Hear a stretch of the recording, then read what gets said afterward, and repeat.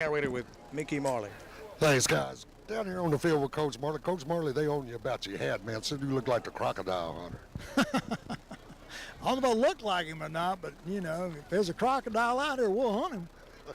Coach, it's like old times. We used to talk every week. We're getting ready to play a football game. Talk about, of course, high school football forever. Came over here last year, coaching this middle school bunch. Talk about the difference. Well, it's just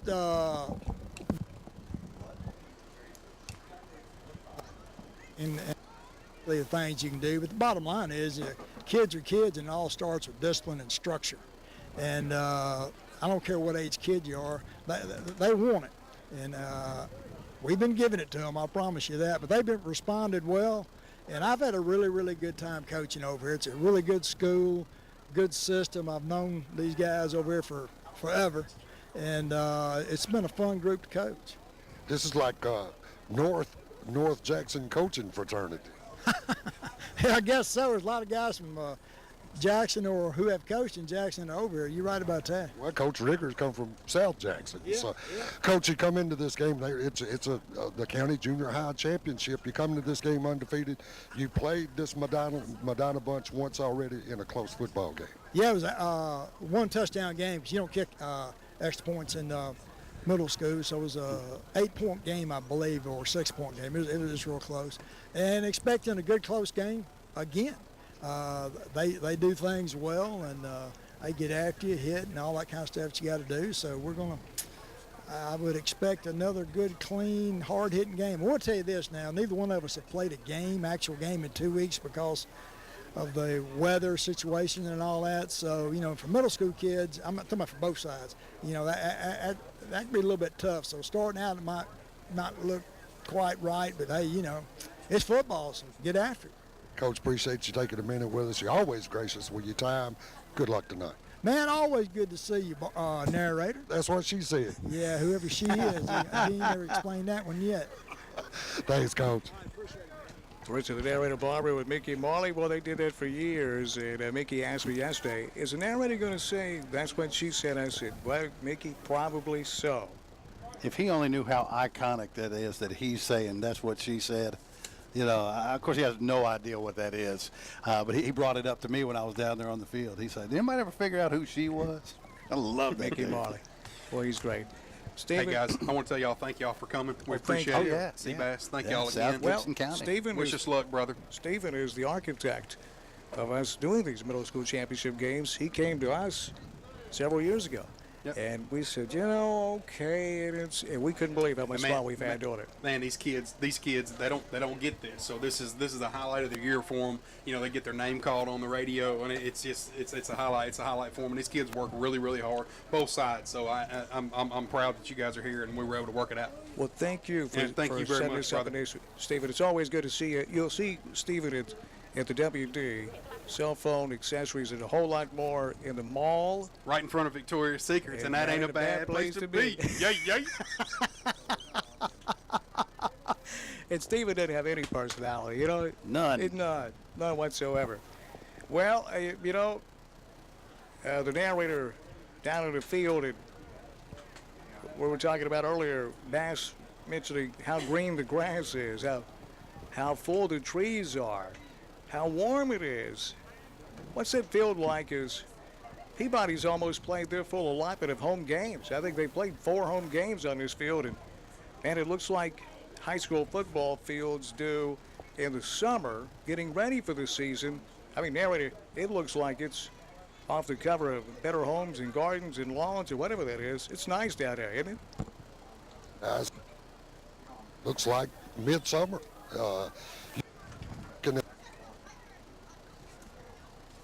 We're going to see some. Is that what you call it when the leaves start turning?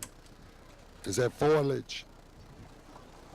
Yes, narrator, that's foliage. Okay, I was Or just making foliage. sure. You would think you'd see some right now. It's just Foliage. green as it can be. It is beautiful. It really is. And when you look around here, across the way over there is Blossom Man and Paul Schulze span the stadium here at Walter Kilzer Stadium You can see it's a decent crowd here for a middle school game. And on the scoreboard, the name Walter Kilzer and Walter Kilzer Stadium. And narrator, it's almost poetic justice that Mickey Marley is coaching on this field, his home field, with his history and how instrumental Walter Kilzer was to Mickey Marley's life. Oh, it absolutely is. And Mickey says that. You know, he talks about when the whole coaching staff got let go at UT Martin when George McIntyre was up there, and he was out of a job, and he was going to a coaching conference, and he was asking guys about a job or who's hiring, and they said, well, Coach Kilzer's looking for somebody. He said, well, who's Coach Kilzer? They said, well, find the oldest guy at the coaches conference, and that's Coach Kilzer. Well, he run Coach Kilzer down. That started a relationship for years, guys, that as a matter of fact, when Coach Lisa got married, Coach Kilzer was the best man in the wedding. Narrator, we're going to try something different tonight. If you'll look back at us when you're talking to us, we've got you on camera all night. So, we don't want to do that. Well, it's a done deal. And a lot of people want to get a look at that mug. I don't know why, but they do. And so just take a gander up here at us. We'll tie it all in with digital TV. You do such a great job. It's always a pleasure to have the narrator. You know, the narrator's legs actually have its own Twitter account. It's called Barber's Legs. I've seen it, and it's a big. The main picture is a picture of his legs, right there. And there's a Twitter account. It's got 18 followers. No, it has 18 followers, but it's all you. It's all me. You followed it 18 times under different names. No, it's weird. Well, I appreciate the prompt there, and maybe I can get some more followers there. Let's see that. Yes, sir. Look it up, Barber's Legs. Look it up. Barber's Legs. Google it. Google it. Google is not a source. Google is what, you? It's a search engine. Oh, it's a search engine. And a verb now. Well, that's true, too. All he does is score a touchdown. This game is brought to you by all the great folks over at RFC Tactical in Milan. The website is rfctactical.com. Now, it is a superstore. If you're looking for handguns for self-defense, if you're a hunter, duck hunter, deer hunter, they've got the camouflage clothing, they've got the ammunition, they've got the weapons that you want to use to hunt. If you're a sports shooter, a very serious sports shooter, you enjoy the tactical side and you enjoy a weapon that can spit out bullets like you wouldn't believe, RFC Tactical in Milan, next to Walmart. Right there at Shopping Center, rfctactical.com. And the Tactical Fall Hunting Event is coming up, RFC Tactical. So we've got a lot happening we'll tell you about this Saturday, the 13th. We'll be giving away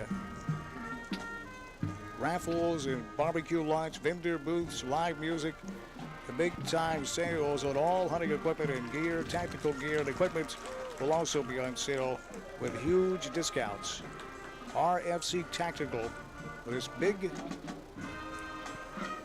fall hunting event at RFC Tactical in Milan. The address is 15423 South 1st Street, Suite 120 in Milan. You don't want to miss that one this Saturday, October the 13th. That'll be a lot of fun. Yeah. And by the way, speaking of Saturday, October 13th, we'll be live and direct from Asheville Recovery Center for Sober Stock 2018. Narrator, give us the details and who's invited. Dan, anybody that's in recovery Narrator, supports. back here, big guy. Anybody that, y'all got me bunked, dog. Anybody that's in recovery, supports recovery, loves somebody in recovery, is invited to the Asheville campus there in the 300 block of North Highland. We're going to start things around 12. We're going to eat at 1. It's a kid-friendly event. It's put on by our Asheville Alumni Association, people that are in recovery each year. I'll come back to you after the anthem. Thank you, narrator. We'll step aside for 4 minutes. Make it 3 minutes for the national anthem on Jackson's News Talk 101.5 and WNWS.com. Browse tons of new brands with over 500 firearms in stock at RFC Tactical in Milan. RFC Tactical is your largest local direct Benelli, Browning, and H&K dealer in West Tennessee. RFC Tactical is newly located across from Walmart in Milan. You can trust RFC Tactical's experienced, knowledgeable staff to assist you in your next purchase. RFC Tactical can get you started with your first firearm purchase with the right ammo, scope, accessories, and now hunting gear. Let West Tennessee's premier hunting and shooting sports store show you why they support gun rights with their devotion to help protect our children, educate our fellow citizens, and all the while supporting avid hunters and the veteran community. Shop RFC Tactical in Milan Monday through Saturday, 9 a.m. to 7 p.m. or Sunday, noon till 6 p.m. Hey, Justin here, owner and operator of RFC Tactical. As a former Army combat veteran and family man, I understand the importance of protection. I'll make sure you have a positive experience. It'll be friendly, fast, simple, and the only thing intimidating in here are the firearms. RFC Tactical, now located across from Walmart in Milan. Mamma mia, kids eat free! At Old Town Spaghetti Store, every Monday, kids eat free per one adult entree. Free pasta, free drink, free ice cream. Dine in only. And every Monday at Old Town Spaghetti Store, adults can enjoy a 3-course pasta meal for just $8.99. Any pasta, any sauce, salad or soup, and Spumoni ice cream, all for just $8.99. If you have to miss Monday, don't miss Lasagna Tuesday for $9.99. A delicious way to start your week Monday and Tuesday at Old Town Spaghetti Store, Carriage House Drive, Jackson. Mamma mia! What's going on? I thought you were Mr. Smooth. Oh, I'm sorry, baby. It's his transmission again. So what you gonna do about it? I just take it to Teddy's Transmission Palace. Let me out. I'm not riding with nobody that doesn't know about Coleman Taylor transmissions. They'll test drive your car, diagnose the problem, and fix it, guaranteed. And they have easy financing. If you don't need transmission work, they won't try to sell you on it. You can always rely on Coleman Taylor transmissions. They have the best reputation in town. Located at 117 Airways Boulevard in Jackson, or call 424-7165. Hi, I'm Josh Lindsay of Lindsay Electric. My father founded our company over 30 years ago, and we continue to serve all of West Tennessee with the highest standards in the industry. We've earned your trust throughout the years and look forward to helping you with any electrical need. New construction, add-ons, renovations, or that to-do list where you need a trusted, licensed electrician, residential or commercial. Call us at Lindsay Electric for a free quote. 423-1580. That's 423-1580. Lindsay Electric, the authority for your power solutions. Lofton Chevrolet invites you to stop by and check out all the newly redesigned 2019 Chevrolet Silverado in stock now. We currently have a good selection of 18 Silverados with huge discounts that are going fast. Lofton Chevrolet has been serving West Tennessee with the very best in service during and after the sale for over 45 years. If you're considering a new vehicle, now's the time to find new roads to Lofton Chevrolet in Henderson, Tennessee, or shop 24/7 at loftonchevy.com.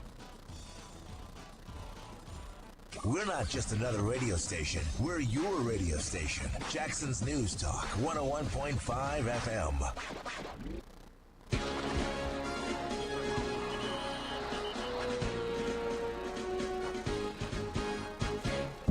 And we're just about set for the coin toss here in Trenton, Tennessee. Narrator down on the field. Well, let's go down to Richard, the narrator. Barber, right out there at the 50-yard line with a big old P and go inside the huddle for the coin toss. Narrator? Guys, Jason Morgan's got the white hat tonight, be in charge of this game. Coin right here with a football helmet on it for heads. Got a center's backside for tail. What's your call? Heads. They finna win. Hey, they finna win it. We didn't, bro. It is a head. On the receiver. There you go, fellas. Madonna won the toss. They want the ball. So we'll see that high-powered offense for the South Gibson Middle School Hornets. They're 7-1. They only lost to the very team they'll face tonight for the middle school championship, the Trenton Rosenwald Bears, coached by Mickey Marley. The head coach for South Gibson Middle, Heath Moore, assisted by Barry Bray and Stephen Rich. Marley's Bears, 8-0. TRMS, the Bears. They look like the Peabody Golden Tide, dressed all in black with some gold. And out of the south end zone, here comes the South Gibson Middle School Hornets, taking the field in their white road jerseys, black helmets, and black pants. And here come the Bears on their way out of the field, out of the north end zone, all in black with gold lettering, gold numerals, I should say. solid black helmets. Here we go, Buick. I didn't see that. Okay, first of all, in the description of South Gibson County and their uniforms, kind of think of maybe Oregon State and their road uniforms, if you will. So here we go.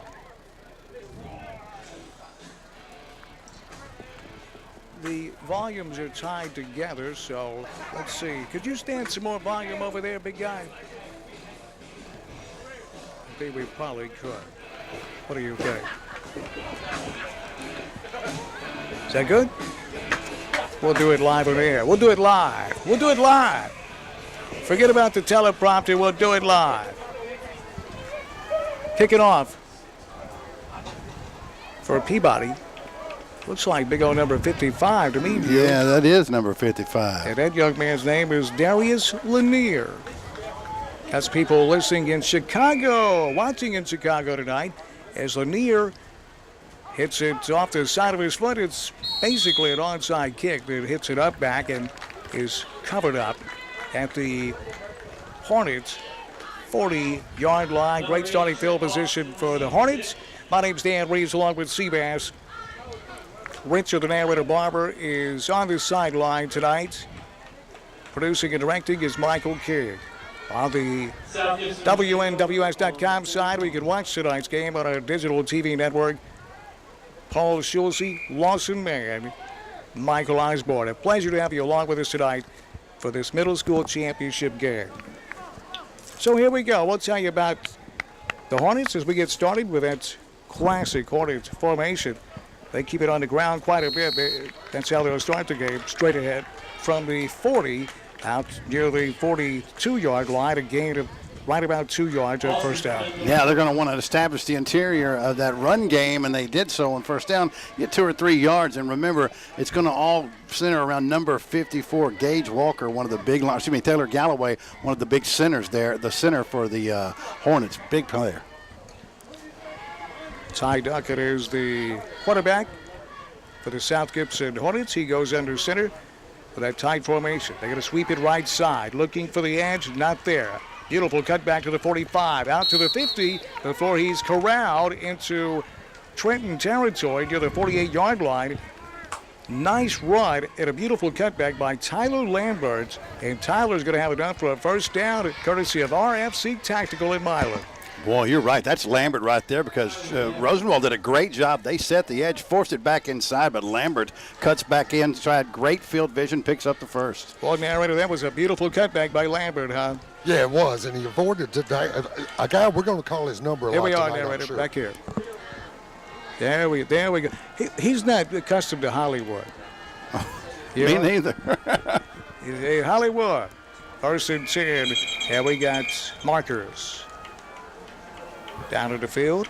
And narrator, it's a legal procedure on the Hornets. I'm not sure, the play clock is not in play. Is there a play clock in middle school football? I assume there is.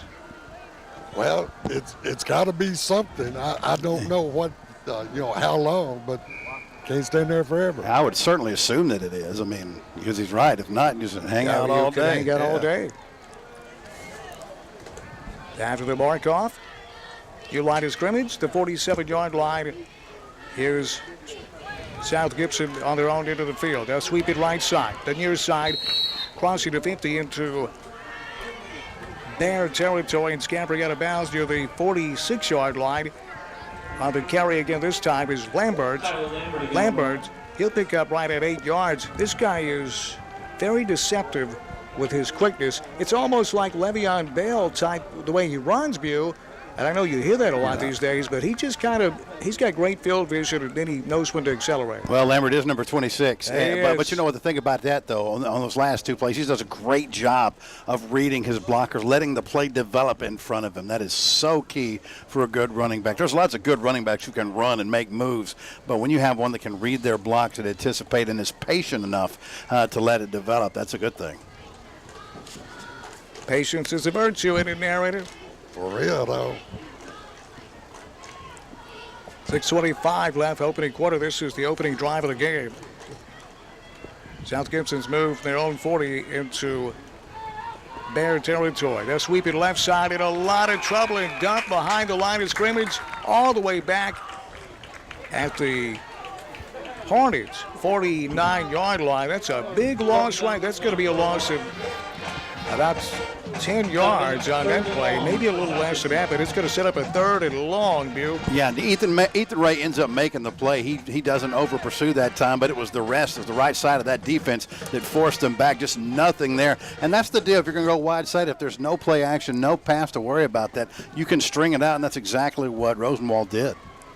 The formation being used, how would you describe it, Bill? Kind of a veer, kind of a wing type of deal. Some people call it a wing.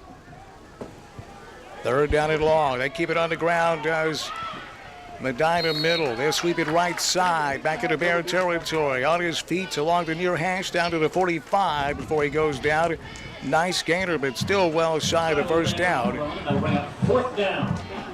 On the carry again this time is that man, Tyler Lambert.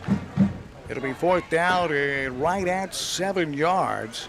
A long 6, a short 7 from the Trenton 44-yard line. And South Gibson middle is going for it, Bill. Yeah, and Tyrone Brown, he didn't make the tackle, but he made that play by forcing the run back inside to contain. Duncan goes shotgun. 4th down and 7. He's going to hand it off. Work it right side. Taking his way down to the 41, but that's where he's going to be taken off his feet, shy of that 1st down. On the carry that time was Devin Harris, and a sleek-looking little play there. Was almost like the Utah little shuttle pass, except it was a handoff.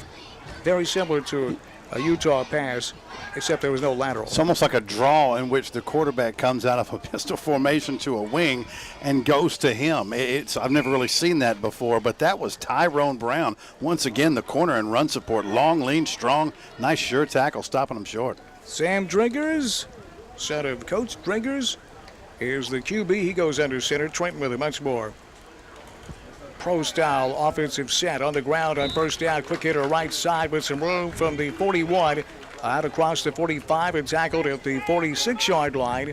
On the carry for Trenton is London Burkett.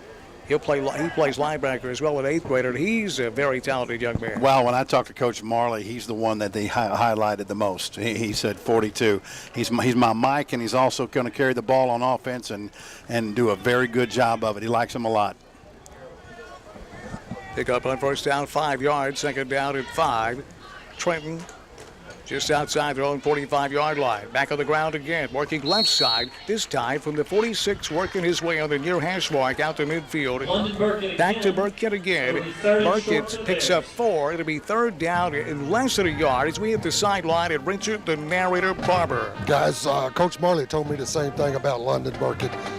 He's one of those West Levy boys. His dad grew up out there with my boys. They've been telling me what a player he was. Looking forward to seeing him play tonight.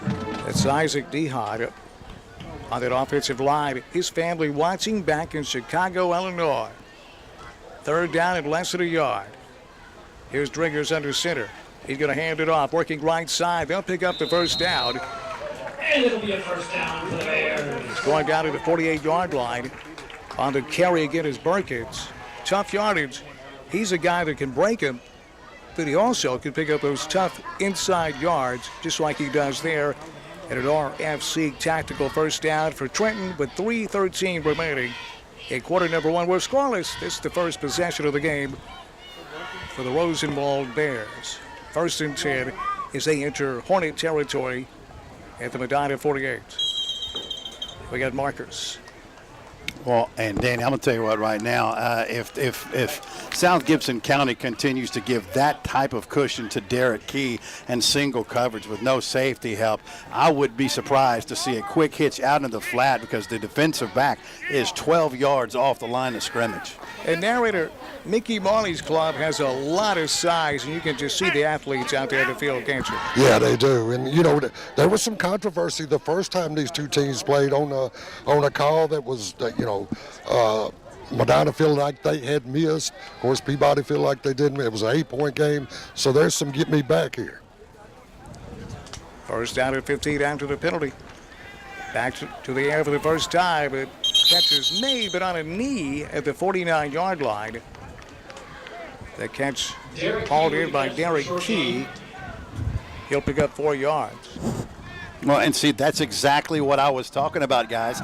There's nobody there now. If that's a good, sharp pass, and he doesn't have to go to a knee, Key can make a move in the open field, and you got a linebacker that's closing down, but I'll take my chances with Key in the open field.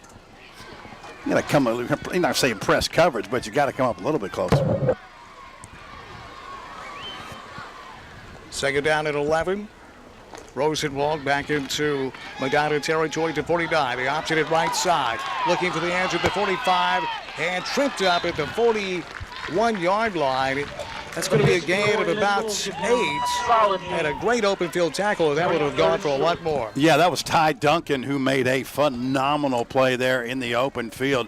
He took a good angle, came hard there, and took those legs out. Faked the pitch for Rosenwald. They faked the dive to the right side, then a nice option pitch. Works for the outside. It's not set. The edge isn't set, but yeah, that's all about Ty Duncan and that open field tackle. It's a big game, but that could have went. Justin Scott joining us in the press box, the owner of RFC Tactical in Milan, bringing you this football game. Hey, Justin, how you doing, man? I'm doing pretty good. How you? Great to see you. Third down and 4. Here's Rosenwald from the 41 of Medina. Under center's Driggers. He'll pitch it left side. In trouble in the backfield and dumped back at the 43-yard line. So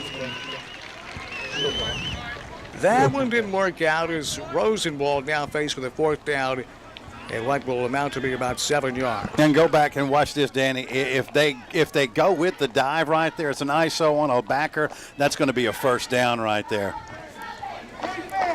We got a big day coming up at RFC Tactical this Saturday, don't we, Justin? Oh yeah, we got a big sale going on Saturday. Starting at 10 a.m. live music. We got barbecue being cooked for everybody, and looking like it's going to be a good time. Big sales this weekend. 4th down and 7. Rosenwald going to roll the dice from the Medina 44. They're going to hand it off. Work it right side. They're not going to get there. The gain is 3 yards. They needed 7. And South Gibson Middle, the defense stood up. A good-looking drive put together by Rosenwald. But then South Gibson stops it, just like what happened on the opening possession for South Gibson. Very similar. Yeah, South Gibson County playing strong right here defensively. That was number 12, Austin Friend, the linebacker, coming in, making a big stop, about 3 yards short. A little surprise on that play call right there, aren't you? Fourth in the distance. It looked like that Mickey was trying to catch him off guard. So here's South Gibson. They'll take over at their own 41. Working left side, looking for some room. From the 41, moving out to the 45 and dragging tacklers across the 45 out to the 47-yard line. It's going to be a gain of about 7 yards. There's that man again, Tyler Lambert. Boy, he's a great-looking running back, isn't he? Well, he really is. You know, and that time he gets the snap, and he follows a wall of lead blockers that time to the short side. He gets the edge. It's a great lead block by number 18 that time, Colby Duncan. Justin Scott with us, RFC Tactical in Milan. You know, Justin, these middle schoolers, they'll have this the rest of their lives here, a copy of this game. Something that's they'll be able to show their grandkids. Hey, look, I was a great middle school. I wish I'd had video of that home run I hit off Kevin Ward. You know, and I'd show it to him all the time. You know Kevin Ward? No, I don't. He's a Milan guy. Head coach of Crockett County. I hit a home run off him in Little League. Oh, I got you. I recognize the name now. I know who you're talking about. So, Ronnie, we also have something big coming up just down the road. It's the All Veterans Reunion. Give us an idea of the All Veterans Reunion and what that's going to be. Well, it's the 20th year of the All Veterans Reunion, and this year's a special year for them. You know, the 20 mark is something that's been successful every year for that long. You know, it's grown, and we're trying to make it as big as ever this year. We got guys coming from all over the country to be able to participate. They've got raffles and giveaways, games, and plenty of food all week. Just camaraderie, you know, and we've got a responsibility as a younger generation of veterans, I believe, to step up and try to supplant some of the older population, the VFW, to be able to help them out and help promote the things that they do for the benefit of the veteran community. I really hope that I can get a lot more people involved moving forward. You know, the guy that you need to hook up with is on the sideline, Richard, the narrator Barber. He's an American veteran. And if you could come back at halftime we need to talk more about this and also about what's going on Saturday at RFC Tactical in Milan, right there by Walmart. Duck hunters, deer hunters, you got all of them covered, right? Oh, yeah. I think it's going to be a great weekend. Looking forward to it. Yeah, and I don't mind coming back at all, man. I'm going to watch these kids play. My daughter's in 8th grade. She's pitching for the softball team here. So it's I love to try to be involved with these kids. And hopefully they can pull something out here. We got some big, strong kids on the Trenton side and plenty of speed. I think we'll hold it out. Now, what's your daughter's name? My daughter's Caitlin Scott. Caitlin Scott, okay. She was. I couldn't be prouder. She's a homecoming queen. She's a pitcher. She's just got it going on. She got her good looks from her mama, definitely not from me. So. Well, I didn't want to say anything, Justin. I'm not going to argue. I'm not going to argue that. We'll see you at halftime. We'll talk more about what's going on at RFC Tactical. Thank you for sponsoring this game. It means a lot to these kids. Right American right there, huh, Bu? Yeah, boy. We'll talk with the narrator about veterans as well here in just a moment. Second down and 3 as we move to the second quarter. On the ground, working left side for the Hornets is that workhorse again. It's Tyler Lambert. He's going to be just shy of the first down. The ball resting right at midfield as we hit the sideline. And Richard, the narrator, Barber. Guys, we talked about officiating a little bit earlier. Jason Morgan, they went top shelf tonight. Jason, not only this junior high football game, he's done high school championship games, state championship games, and he's done OVC games. So they went top shelf tonight, dog. Top shelf. If I was going to be an official, I'd want to be a middle school official so I could rock them short-legged bridges they got. I like that. You like that? Thank you very much. Third down at a yard. Here's South Gibson from the shotgun snap. This will be Lambert working right side. He'll have the first down at the 45. And down the field he goes along that far hash mark to the 40 before he's taken off his feet. Lambert is ripping off chunks of yards. And here's South Gibson Middleview putting together another impressive drive like they started their first one. Can they continue it? Right here's where they had trouble last time. Yeah, golly, Bill, man, you know, South Gibson County just so patient, especially Lambert just reading those blocks. And you keep hearing me say that, but it keeps being true, man. I'm just so impressed with their maturity and their knowledge of the game at this point.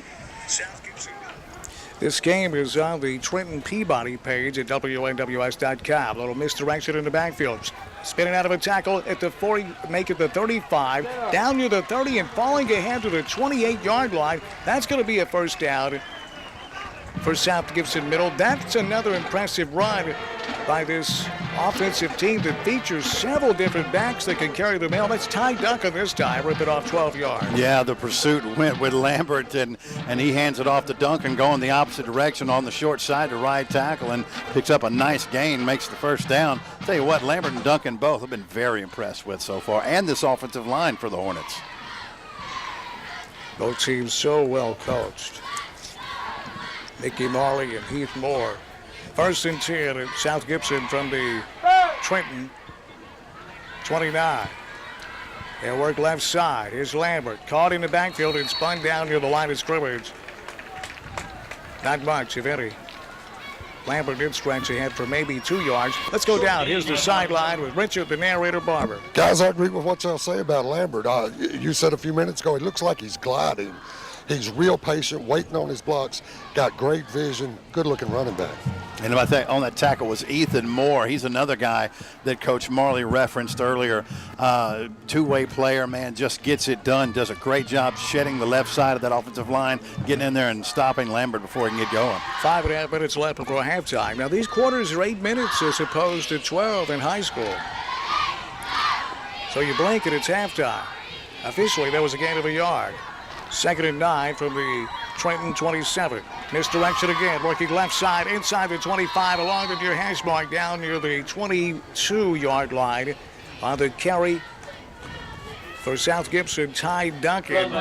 This methodical drive has South Gibson now looking at a third down and 4 from the Trenton 22. And London Burkett did a great job because one of his defensive linemen got pushed back into him. You need to clear out a path for your linebackers. That didn't happen. He knocks him out of the way and gets the ball carrier. Double duty that time for number 42, London Burkett. But I can see why Marley calls him one of the leaders of this team. Third down and 4 for South Gibson in this Middle School Athletic Association of Gibson County Championship game. Here's Duncan at QB, taking a snap, rolling right. He's looking to throw. Here's the pressure. He escapes. Now he'll run it to the 20. Inside the 20 he goes, and he's down near a first down before they corral him. I think he's got it. Is Duncan going to be spotted near the 17-yard line? He did pick it up, narrator. That was some nifty footwork by quarterback Ty Duncan. He wanted to throw it, barely escaped the pressure, and then had the wherewithal to keep his eyes downfield and pick it up on the ground. Yeah, and it looked like they were still going to keep him from picking up the first down. Made a nice little cut there back inside to pick up the first. Yeah, Albie had a great chance to make him go down for about a 6-yard sack, but you're right. Great job of avoiding that initial tackle and picking up the first. Well, South Gibson, the first team tonight to enter the red zone. 1st and 10 from the Peabody 16. On the ground left side, trying to reach that edge. They got him corralled and they dump him near the line of scrimmage. Nothing there this time. It's going down, Ty Duncan in the arms of big old number 74, Ethan Ray. No gain. Well, that play's made by Pate. Look here, Danny. Watch him set that edge and just get a hold of that jersey right there, and he's not going to let go, and he waits for the cavalry to get there, and they did. Man, good job setting that edge that time. That's Dre Pate setting the edge. Here's the narrator setting the sideline, Richard Barber. Well, you said, we talked about how evenly matched these teams were. We're just 3 minutes, guys, from halftime. Ain't nobody on the boards yet. RFC Tactical in Milan bringing you this football game, this championship game with 3 minutes left in the first half. Oh, the snap gets by the quarterback. In trouble out at the 27. He goes down at the 26-yard line. It's Ty Duncan. That shotgun snap got by him, and he's going to lose a ton of yardage. And I'm not sure what happened if that snap came early, Bass, but let's watch the RFC tactical replay. Still don't know. Yeah, I mean, it looked good a little bit to his right, but not anything he couldn't handle. And there was pressure, and he just didn't get an opportunity to throw that ball away. If you want to, I don't think he was expecting a snap. Look at this on the replay. It had been just wide, but it looked like a snap he could have handled. Yeah, the snap was fine. Great work by Lawson Mann. Paul Schulze, Worthy Road Studios, the RFC Tactical Replay. 3rd down and 20. Oh, boy, back at the 26-yard line. They'll need to get now near the 7 for the first down. Misdirection to the backfield. Cutting inside, down to the 20, and running down to near the 17-yard line is the workhorse again, Tyler Lambert. He's going to be far short of that first down. It'll be 4th down and 10. With 1:39 left here in the first half. This great-looking drive view, one miscue and a loss of 10 yards. Now has South Gibson having to pick up 10 yards of this great-looking drive is not going to produce any points. Man, what do you do? I mean, they haven't put the ball in the air yet. Only going to have one split out. Are they going to try to keep it on the ground? It'll be Duncan out of the shotgun with one wide split far side. Here's Duncan rolling that way. He looks like he wants to run it. He has the edge, but he's not going to get anywhere near as the sideline was used as a defender by that Trenton defense. And the Bears, again, with the help of a miscue on that snap, stop what was this one was a really good-looking drive. And you look over there on the South Gibson side, they nearly got the visitors' side sold out for this middle school game. Yeah, this is not the high school game. This is the middle school game, and look at that. That's amazing. Because how many games? We cover several teams whose high school team doesn't put half that many fans in the stands. Here on the home side, narrator, you got a good look at it from over there. It's a nice crowd here on the Trenton side as well. It's a big home grandstand, but there's a lot of people here on both sides. Yeah, it really is. Now, the visitor side looks full because it's not as many, although it is full. Of course, the home side, lots of seats over there. Trenton takes over at their own 11-yard line. A swing pass to the flat. The 10, breaks the tackle 15, out near the 18. Dragon tacklers across the 20 and tackled at the 21-yard line, right along the numbers. A nice run after catch. And I think he may be shaken up on that reception was Derek Key. Great looking wide receiver. As you can see, the quarterback Drinkers just stood up and fired it out in the flat to his wide receiver, and Bassey did the rest. Yeah, and see, honestly, there's no answer for Derek Key physically, not personnel-wise. You may have to double and triple team this young man because he's a mismatch for anyone in black and orange. Timeout, Trenton. We'll keep it right here.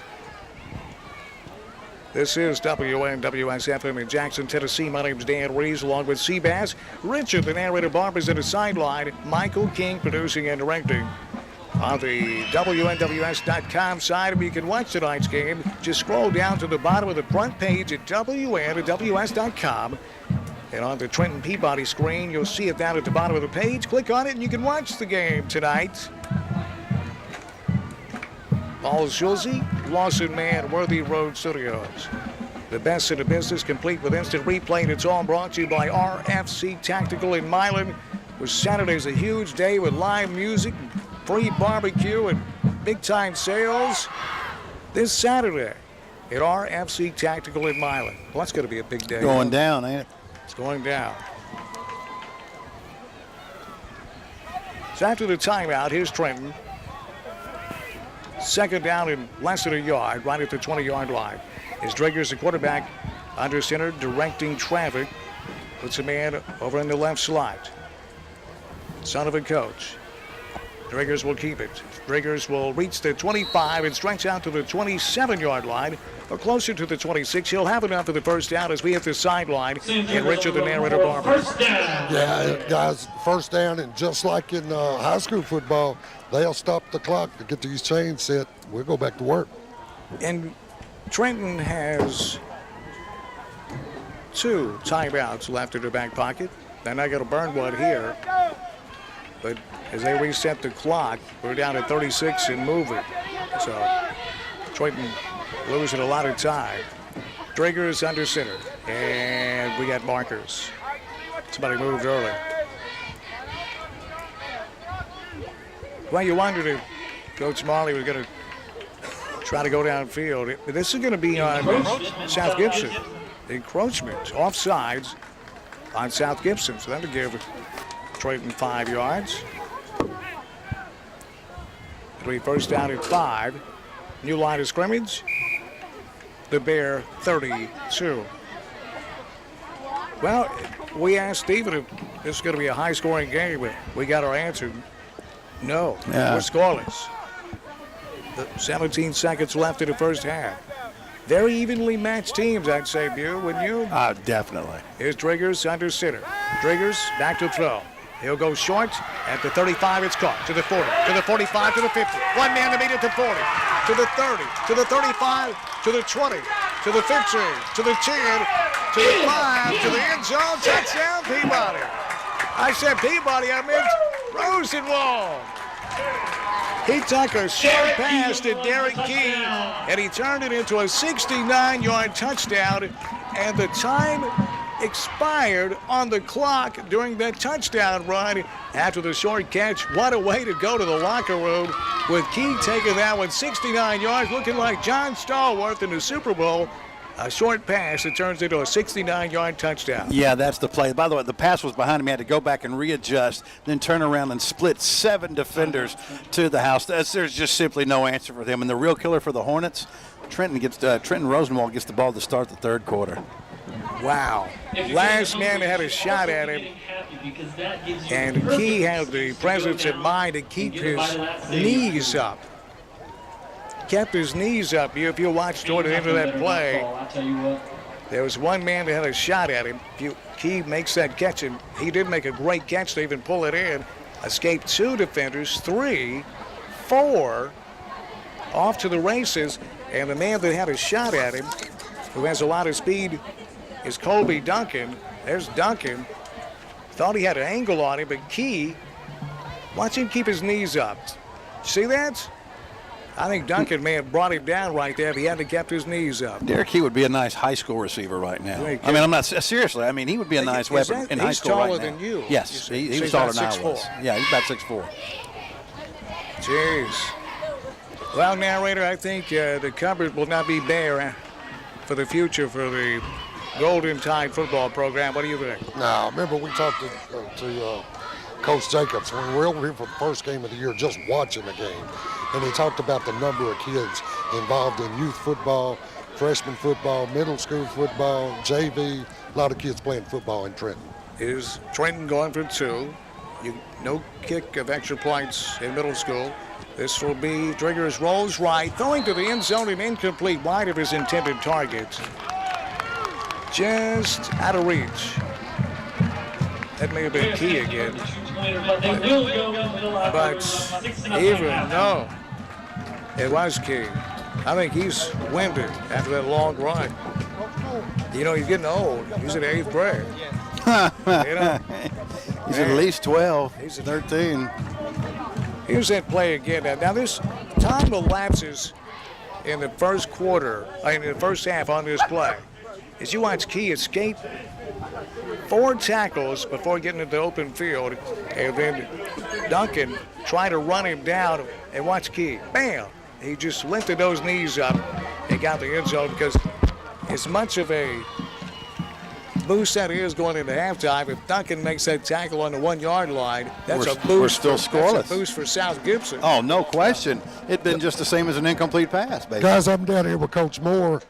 Coach Moore, you played the 0-0 game. Last play of the half, you got snake bit. That's what killed us last time. They're big play. They got some explosive players, and we have a hard time covering those guys. They're a lot bigger than us. A couple stupid penalties on our part kept us from scoring. So if we can cut the penalties out, I think we can put it in the end zone. Good thing is you got a half to catch it. That's right. That's right. Good luck. Thanks, sir. Thank you, narrator, with Heath Moore, the head coach for the South Gibson Middle School Hornets. RFC Tactical in Milan, rfctactical.com, and on Facebook, RFC Tactical in Milan, facebook.com/RFC Tactical. Justin Scott, the owner. He also owns Rustic Flag. And bringing you tonight's game, this middle school championship game. We're at halftime. Trenton Rosenwald with a 6-0 lead over the South Gibson Middle Hornets. Justin Scott will be with Seabass when we return and talk about Saturday and talk about RFC Tactical, the sponsor of this game tonight. RFC Tactical. Coming up next on Jackson's News Talk, 101.5 at WNWS.com.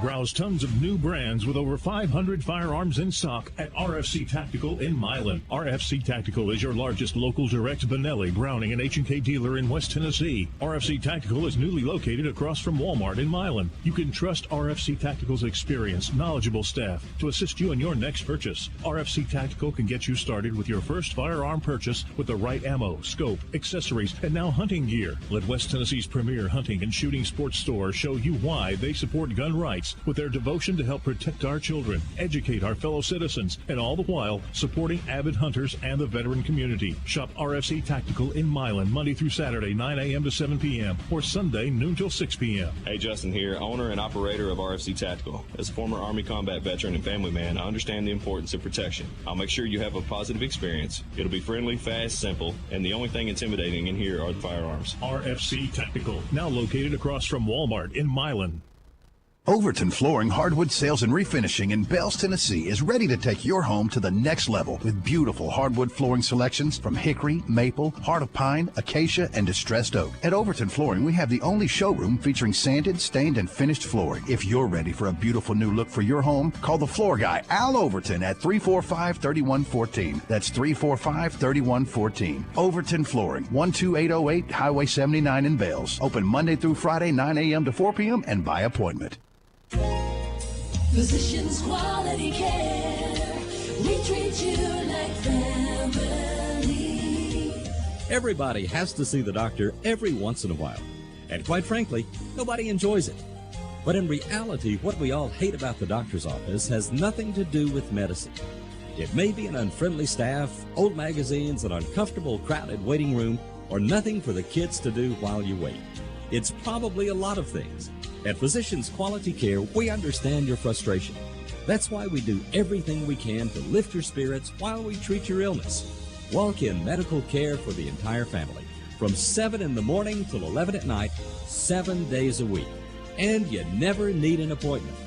Now with 2 locations, in Milan next to Lowe's and Walmart, and on Pleasant Plains Extended in Jackson's columns. Physicians Quality Care. We treat you like family. It's going down this Thursday at the Blacksmith Bar and Grill. Thursday nights during football season, the cheap seats will be live at the Blacksmith for Thursday Night Throwdown. Football fans will have cornhole, ping pong, and we'll be giving away Titans tickets to some lucky winner, courtesy of MasterFit Medical. Located at 216 North Shannon Street, across from the Farmers Market. Try the Johnny Cakes or fried green tomatoes or the Molten Burger. Maybe it's the hot chicken sandwich or the blackened shrimp. Thursday night's new home for football is the Blacksmith Bar and Grill, downtown Jackson, across from the Farmers Market. The first thing people notice when they pull up to your home or business is what it looks like on the outside. How the grass looks. Is it pleasing to the eye? Boykins Mowing and Landscape has been keeping their customers satisfied for over a decade. Licensed and bonded, Boykins can improve the health and quality of your lawn today. From mowing and weed control to mulching and stump grinding, Boykins does it all. Call Boykins Mowing and Landscaping at 394-7249 and let them set you up on a plan that works for you. Boykins, the only name you need to know in lawn care. Yeah, man, just let me know when you're ready to interview RFC. Just don't get it. I'd like to buy You're letting me know what? Let me know when you're ready Oh, yeah. for me to go back to you. You can come back after this. Okay. Because this halftime is not 20 like it's 10. So we're under 5 minutes. Okay, we're right at 4 right now. I'm bringing you back. Welcome to Ace Hardware of Jackson. Your first name's Justin? Ace Hardware of Jackson, 3315 North Hall. This autumn, you can. Jackson's News Talk leader. Jackson's News Talk leader. News Talk 101.5 FM. Well, at the half, Trenton Rosenwald on the strength of a 69-yard connection from Sam Driggers to Derek Key on the final play of the first half have the 6-0 lead over South Gibson County Middle School, formerly known as Medina Middle, now South Gibson County. The Hornets and the Bears locked in a good one. The last time these two met a couple of weeks ago, it was a 28-20 win for Rosenwald. Right now they lead 6-0 at the half. We'll give you some highlights on that in just a minute. But Justin Scott with RFC Tactical in the house with us, dude. First of all, it's the first time meeting you, man. I mean, we talk on the phone, on the radio and whatnot. First time face-to-face, digging the ink. Thank you. Loving that, man. Looks fantastic, my man. You guys got some big things going on this week and this Saturday especially. What's happening? Oh, yeah. Well, we're going to have a fall hunting event on the 13th, starting at 10 a.m. We've got barbecue for everybody. We're going to have some live music and big sales throughout the store. We've got, we're direct with Browning, Benelli, H&K, Beretta, you name it when it comes to hunting. And the firearms needed, as well as all the gear and accessories. We're getting pretty deep in it. We're trying to enhance that hunting side, and we want to showcase kind of what we got so far. And we're looking to spotlight the veterans as well? That's exactly right. We're this next week is the 20th annual All Veterans Reunion in Jackson at the VFW Post. There on Highland, where the golf course used to be there. These guys have put together a veterans event every year for 20 years, and I wanted to help them out this year. We've done a little advertising for them and tried to get it out. I feel like they're getting between 3,500 to 5,000 guys that are coming in, and this year I want to grow that. I'm hoping to be 7,500 to 10,000. I want to sell out every campground around here. I want to bring all these guys in. We've had 4.5 million servicemen in Iraq and Afghanistan in the last the last 15 years. And when you start thinking about that number, that's just immense. And a lot of these guys are not connected. And then there's a whole lot of these guys that have talent, that have the ability to become entrepreneurs, to start business, to be involved with other guys in the veteran community that can help give them that head start. And it all starts with meeting each other. It's the networking. It's the political side of things. And I'm looking forward to meeting all these guys and coming in. And we got raffles, giveaways, good food, poker, you name it. We're just gonna hang out and build camaraderie and meet new people. So my youngin is on the Truman right now. Out in the Atlantic. Awesome. And it's, man, I guess until it comes home, you can't really understand. But, man, it's it's an absolute, and whether bullets are flying at you or not, it's you can't half-tail do that. I mean, it takes absolute dedication, and she's put that at 21 years old, air traffic controller. That's awesome. 21 years old, man. You know, that's the thing about veterans is we give each other junk, no doubt about it. We pick at each other, and, you know, the Navy picks at the Marines, Marines pick at the Navy, Air Force, Army, everything. You know, we're all back and forth. We all have nicknames for each other, you know, but it's all in good fun for us. When it comes down to it, you know that a guy in the Air Force or a gal in the Air Force, Navy, whatever it is, that we've all got each other's back. And, you know, there's something to being a veteran and helping each other. That's kind of the thing is once you're done with the military, it teaches you that we should always give back to each other. We should be, you know, better leaders based on our service. It teaches you to be selfless. And I feel like there are a lot of those things, a lot of those values that make an incredible talent post-military that's untapped. I feel like the market is there. The veteran community just needs to stand up with each other, and there's no telling how far we can take this. 15 years have made us stronger. 15 years of war, believe it or not. You're very comfortable on radio. Thank you. It sounds like you've done this before. It almost sounds like a lot of people. Oh well, you know, yeah, thank you, man. But you're very, very comfortable on radio. You can tell. Now you're bringing this game tonight. You guys are sponsoring this game tonight, and you know, look, I got to tell you, man. Look, in middle school we played for like 10 people. Yeah. You know, I'm looking at look outside there, Justin. I mean, look at this, and take a look to your left. Look at the quality right there. Now that's middle school football. That's right unreal. I mean, can you believe what the folks with Paul Schulze and Lawson, man, what they bring? I mean, isn't that absolutely amazing? You know, it's great stuff, and it reminds me of being a kid. And I went to Milan. And I got to see a lot of a good football dynasty there at Milan when I was a teenager. And it reminds me of these big games, you know, and only the big games look like this back in the day. You know, when you're playing in the state championship game, you might get this kind of quality. This stuff it's unreal now, man. And to have this at middle school, and, you know, if I don't get anything else out of this, I want these boys to have the opportunity to take home a video of them winning the championship, regardless of which side it is. Of course, I'm rooting for Trenton. Of course, my daughter's in middle school there, so is my son. I also have a daughter that's a junior in high school. She's fixing to move on to bigger and better things before long, and I got a boy in elementary. You know, I'm invested in the Trenton system.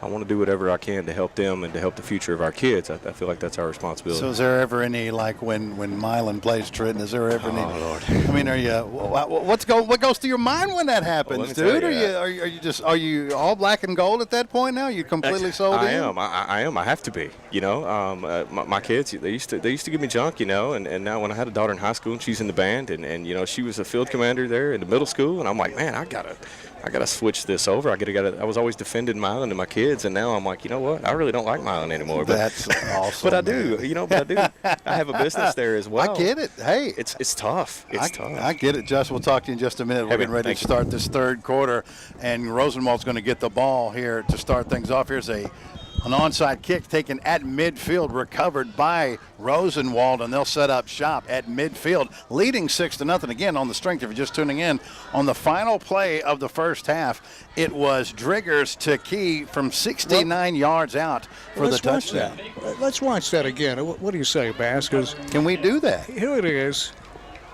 Look at this. This is the last play of the first half. It was no score. Key tucked that one. Made a great catch behind his body. And then he had one man to beat, and he's a speedster for South Gibson. Look at this. Kept the knees up. That way he couldn't be tripped up from behind. Beautiful, huh? Here's Trenton. They'll start in South Gibson territory at the 49 on the ground, straight ahead. Short yardage. Now, and look, hey, listen, it was the only touchdown of the first half, and it's the only points. I understand that. But it's so much more than that, guys. It really is. Because even though these two teams know each other, and they know Key and what he's capable of, how explosive he is, now that changes things assignment-wise, schematically, defensively, just the approach, period. Knowing that you have to worry about that each and every time he's out wide in the formation is something that this Hornet defense has to think about every single time that the Bears snap the football, which they're about to do, 2nd and 8 from the 48-yard line of South Gibson County. Here's a handoff. No, it's a pitch to the option, the outside, trying to get to the edge. He's taken down. What a beautiful play that time by Colby Duncan. Looks like it was going to go for a little bit. They faked the dive, option pitch to the wide side. Colby Duncan tracks it down. It only ends up being about a gain of a yard or two, but that was a great play, stringing that out for this South Gibson County defense. That looked like it had an opportunity, but what a play. Richard, the narrator, Barber's in his sideline. Let's go down to the narrator. As they told us about these Duncan kids during the pregame, and to keep an eye on them, great play there. 3rd and 8. Driggers under center. 2 wide receivers. Keys here on the near side. High formation behind Driggers. He'll hand it off. They got him in the backfield. They're going to throw him for a loss. They caught him behind the line of scrimmage. Right smack dab on the 50 and threw him for a loss. As South Gibson snuffs out that 3rd down play. I know Mickey Marley, and I do. He's chatting with his quarterback, Driggers. They're going to go for it here on 4th and 11. Even if there had been a hole there, the backside pursuit was going to catch the ball from behind that time. All out that time, sellout by South Gibson County. Great job. Nice dial-up by Coach Moore that time. 4th down, it's closer to 10, right in midfield. Trenton will need to reach just inside the South Gibson 40. Driggers under center with 2 wide receivers. Here's Driggers back to throw. He'll launch it for Key. Down the near sideline. Key makes the catch at the 20. Breaks the tackle 15. Down to the 10. Before he's brought down, it's a gain of 41 on 4th and 11 as Driggers threw it up for the tall Key, who went over 2 defenders, a la Randy Moss back in his prime, to pick it out of the air and pick up 41 yards and a 1st down for Trenton. And I'm imagining, and by the way, the only reason that play got off was because number 42, London Burkett, we'll rewind it and take a look at that, gave his quarterback just enough time by picking up the pressure right there off the left edge. Watch this, Danny. Pushes it down inside, allowed Driggers to get that pass off. And Driggers stood in there knowing he was going to take some heavy contact and launched it up there beautifully to give Key a chance to go up and get it. Well, now that happened right in front of you. That Key is a marvelous athlete, isn't he? I'm telling you, you referenced Moss. That's what it looked like. He went up over 2 defenders, took the ball, and just ate some ground up in his stride. Officially at the 8, it's 1st and goal for Trenton. On the ground, they work left guard from the 8 down near the 5 on 1st down. As on that offensive line, big O Isaac Dehon, whose family is watching tonight in Chicago, Illinois. Hello, Dehon. Watch the Chicago Dehons, that is. If you're South Gibson County, I mean, what else can you do? There was 2 defenders back there in place. Jumped up at the right time, you know. Key goes up and high points it. The Dehons are watching tonight in Chicago. You may want to log on to rfctactical.com. There's a lot of flying lead around Chicago, I've heard. 2nd and goal from the 5. Driggers under center, and we got markers on the play. Justin Scott's with us, the owner of RFC Tactical in Milan. We call it a superstore. You're really getting into the hunting gear and ammunition and what these hunters prefer to go out and hunt ducks and deer. What do you prefer? Well, what we're doing is we're trying to move into the premium market on the hunting side, and by doing so, here's what we're doing. We're bringing guys in, 25 special operations guys from across the country to go hunting with us this year, to hunt deer, turkey, and ducks. We got a good duck lease, and we're going to put them in the blind and see how it happens here, man. It's going to be fun. By trial and error, I like that. 2nd and goal. They mark him at the 2. Driggers goes under center. 1 man in the backfield. He'll get the call working right side. He stood up at the line of scrimmage, and on 2nd effort, stretches the ball into the end zone. Touchdown, Trenton. 2nd effort. London Burkett, who plays linebacker, plays running back at Bass. He plays both positions equally as well. South Gibson, as you pointed out earlier, they were in position. They did all they could do, but Burkett just wouldn't be denied, and he hits pay dirt. And Trenton takes a 12-0 lead with 3:40 remaining, 3rd quarter. And then he watched the replay. Levi Taylor, he's got him around the ankle. He's just holding on for dear life, but Burkett just a little bit too strong. RFC tactical replay. Look at that. Had him in the backfield. Burkett escapes. Trenton going for 2, and Mickey Marley says, I need a TO, baby. Narrator, I know it's a pleasure for you to be down there beside Mickey Marley. It's been, 3 years? Since, a little over 3 years. Last time you've been that close to him in a sideline. You two are very good friends. What's it like being down there watching Mickey coach a middle school team? Can you tell me the difference from back when he used to do it at USJ? No, guys, the intensity's there. I talked to him when I got here this afternoon. He said, look, I'm having a ball. I love coaching football. This gives me an opportunity to do it. He still goes to Memphis every weekend, watches his grandsons play football. He said those are the important things to him right now. This football game's important, but, he said for years he kind of put his family on a back burner while he was coaching. Doesn't want to do that anymore. Mickey Marley's a great guy, not only in coaching football, but guys, he's a benevolent guy that's done some things for people that he would never ask any credit for. I love him and I appreciate it. Well, the narrator threw out that $3 word, benevolent. Bass and I are going to have to reach for a dictionary. We don't know what that means, but it sounded really good. It is. It's a good thing. Lawson, we need that handy dandy dictionary. I'm from Memphis. I know what benevolent You get means. away from and thee, and we get into trouble. There's just handed to Burkitts. Right over the right guard, he waltzes into the end zone for the two-point conversion, and Rosenwald takes a 14-0 lead in the championship middle school game. 3:40 left, third quarter. Okay, we got our dictionary out. Now hold it right there, Justin. Let me get my glasses on here. Here we go. Benevolence, the quality of being well-meaning, kindness, and it's got a picture of me next to it, right there in the dictionary. You hit us right up to that. Hey, narrator, Justin Scott's with us, the owner of RFC Tactical and Rustic Flag. You two talk about the veterans because so many veterans. You're a veteran narrator. Justin's a veteran. Justin's a young veteran. You're a, somewhat young veteran. I'm an old veteran. But there are a lot of veterans that don't understand what's waiting for them if they would just move on. That's a real shame, isn't it? Well, it's good to hear what Justin's planning up there and bringing these guys in and sharing with them, giving them some tools to work with. Yeah, and you're right. I'm one of the older veterans. I'm come from. Now, I just missed Vietnam. I went in the Army in 1974, served to 77. A lot of those guys didn't get what veterans today get. They were fighting war one day and back in their hometown the next. That's absolutely need some help. Those guys deserve more respect than what they got. The job they did was, oh, man. You see, he's kicked. It's off and up, back. It's on the turf. It's a live ball, and I think Trenton has it, and they do. Wow. I'm telling you, when it rains, it pours, and right now South Gibson is going, geez, it's raining out here. And we didn't bring an umbrella because they played well tonight. There's been two huge plays, Drinkers to Key, and that's the difference in this game, Bill. Yeah, look, the difference in this game so far is that Rosenwald has Derek Carr. Derek Key. Derek Carr, Derek Key.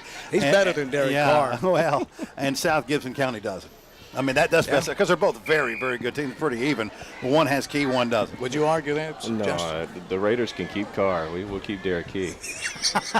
He's a Raider fan. The Raiders. First and 10 from the South Gibson 46. This will be Driggers, handed it off left side. Oh, hammered at the 45-yard line. He got a yard out of it.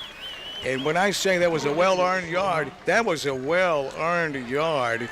Nearly depleted on the play by, looks like the linebacker there for South Gibson. That's Taylor Galloway. Lord of mercy, look at this. Bam. That's one of the defensive tackles, Danny, who just happened to disengage right as the ball carrier was getting right to him. Watch this, Danny. He's actually blocked pretty well, but sheds it as the ball carrier gets to the line of scrimmage. And just, watch this. Now, he's totally engaged right there. It's a good block, and then it slips off of him, and bam. Now, that's what they mean when they say playing off a block. Yeah, that was sweet. Lord of mercy. 2nd and 9. Trenton from the South Gibson 45. They'll hand it off working right side. Inside the 45 he goes along the near hash mark down to the 41-yard line. Nice gainer on 2nd down and long on the carry. Guess who? London Burkett. Do you know him, Justin? I do. His grandparents live right next door to me. Fantastic kid. Kin to William Woods, the kid that just signed with the Braves here a while back. Yeah, I think they're cousins. And same grandparents. Apparently there's good genes in that family. You know, I don't know what's in the water over here in Trenton, Bass, but this is getting ridiculous. Got the young man that signed with, Indiana last year, the big tight end. I'm thinking of going the JUCO route. What was his name? You know him, Justin? Oh, yeah, I do. And I'm terrible with remembering names. I definitely do. 3rd and 5. Trenton from the South Gibson 41. Driggers goes under center. 2 wide receivers up top of the screen. Across the middle, man open. 30, 25, 20, to the 15, to the 10, to the 5, to the end zone. Touchdown, Trenton. Holy moly, that's a 41-yard strike for the touchdown. Jacoby Albia. Is it Albia? Jacoby Albia. Jacoby Albia from Driggers covers 41 yards for the Rosenwald touchdown, and the Bears take a 20-0 lead. Let me take a look at this here. This was a simple hot route. Let me see the formation and where he came from, but it's just a hot route, unchecked off the line of scrimmage. No backer, no DB stepped up and checked him, and let's see. Yeah, he just releases straight off the line, gets over the backer. There's no safety help over the top. Trenton going for 2. Driggers with Burkett in the backfield. It's Burkett. You're not going to stop him from 3 yards out. Burkett just bowls into the end zone for the 2-point conversion, and Trenton takes a 22-0 lead. Lord of mercy. You know, and we got an injured Bear in the end zone is being attended out there. But narrator, this looks like Mickey Marley offense as we look at it on the RFC Tactical replay. Thanks to RFC Tactical in Milan. Big Saturday coming up. Big Veterans Reunion just down the road as well. But Saturday in Milan, we'll give you the details. But narrator, this is classic Mickey Marley offensive football. It is. You know, he's going to use the running game, but, you know, we go back several years when we were covering USJ, when Mickey was over there. And he was the first guy in Jackson that said, okay, let's spread the field out a little bit. Let's throw it downfield. You know, our line's not as big as some of these lines we play, so we're going to have to find a way to win. And that's, that's what he did when he was in Jackson. And then you can see that's what we were talking about Key a while ago. It reminds me of playing Rook, guys. You guys play Rook? No, narrator. We've you got iPhones. the Rook card, and the Rook card's the biggest card, and it catches everything else. Well, Key, Trenton, Rosenwald's trump card, but now with Albie, they got a 14 too. Well, good to see Dynamics Physical Therapy and Fitness out there in the field. They take care of these young men here in middle school and in high school for the Golden Tide. That was Corey Mitchell shaking up. He looks to be okay, making his way off the field under his own power. Justin Scott, as we watch that touchdown pass, they covered 41 yards. Jacoby Albie took it the distance from Driggers.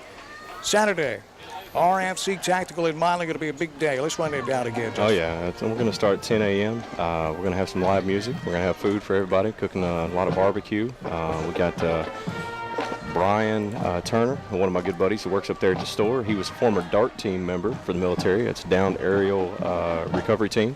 So he went in and helped, recover parts, guys, if need be, and get them out of hostile area. Pretty tough job in the military. He's doing cooking of the barbecue. He's pretty good at it. So we're going to serve that up, and we're going to have tons of specials in that store all day long. It's going to be, if you've been to one of our events before, I'm pretty wild with it. All of a sudden, I'll say, hey, these guns are half off, and that's the way it'll be. Well, as Darius Lanier kicks off again, a ground ball. This time covered up by South Gibson at the 42. Last time, it went off of one of the front line men on that kickoff return team, and Trenton recovered it.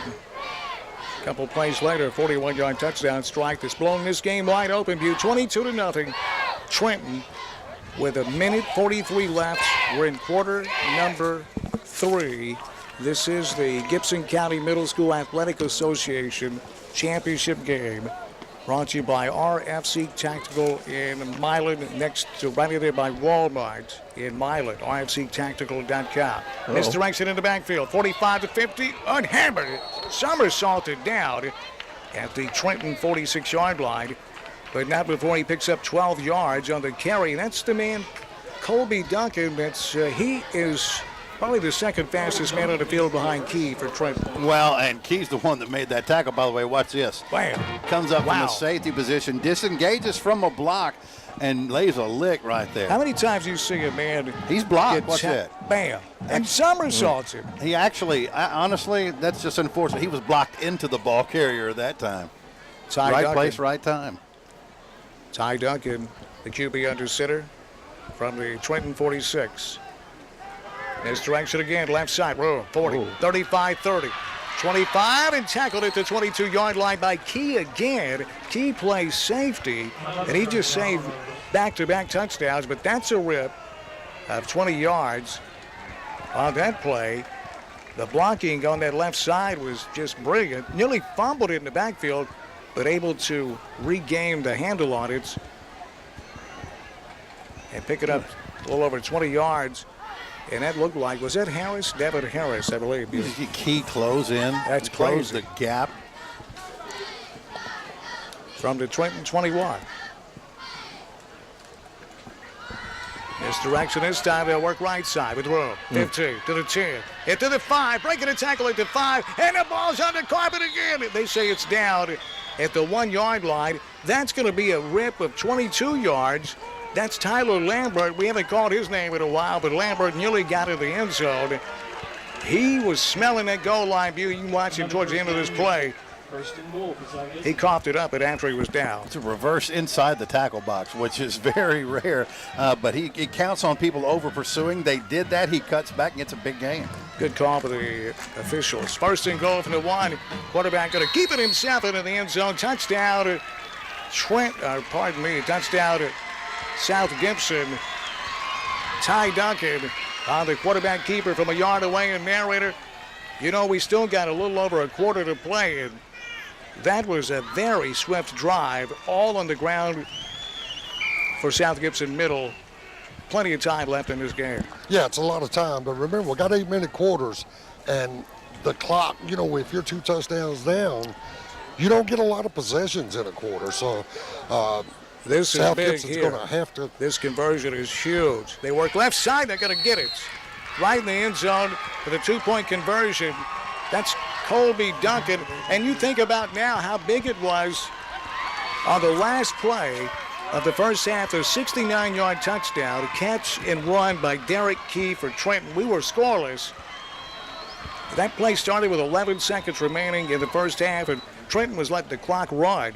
They hit Key on a short pass, kind of a crossing pattern.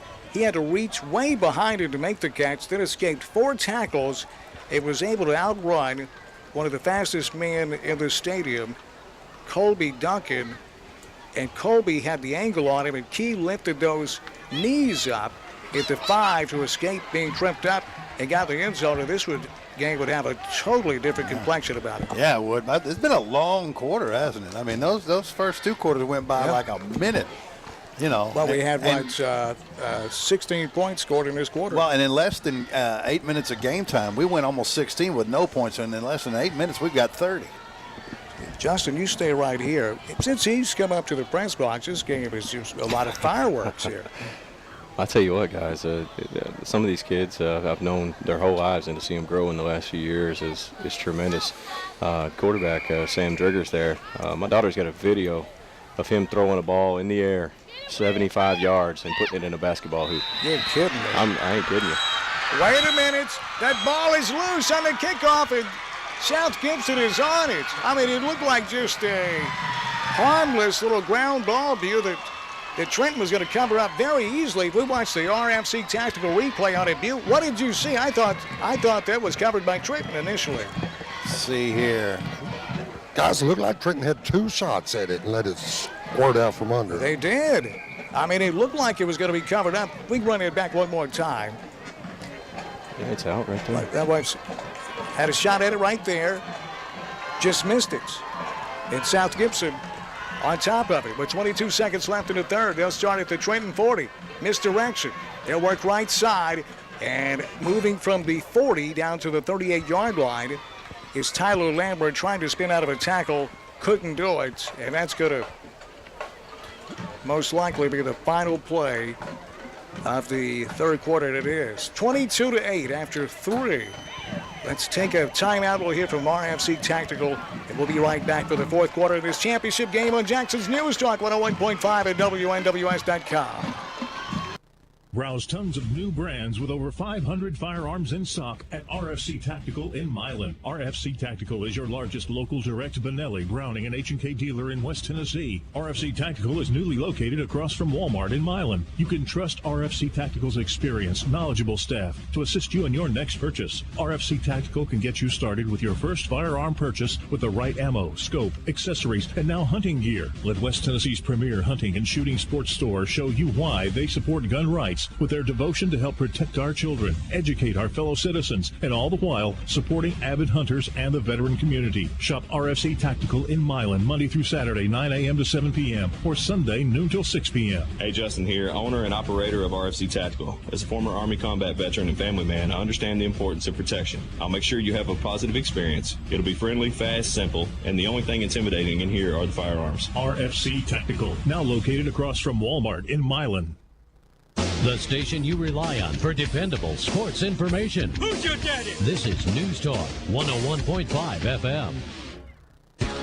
Well, all of a sudden, things just got very tight here in the Gibson County Middle School Athletic Association. That's a mouthful.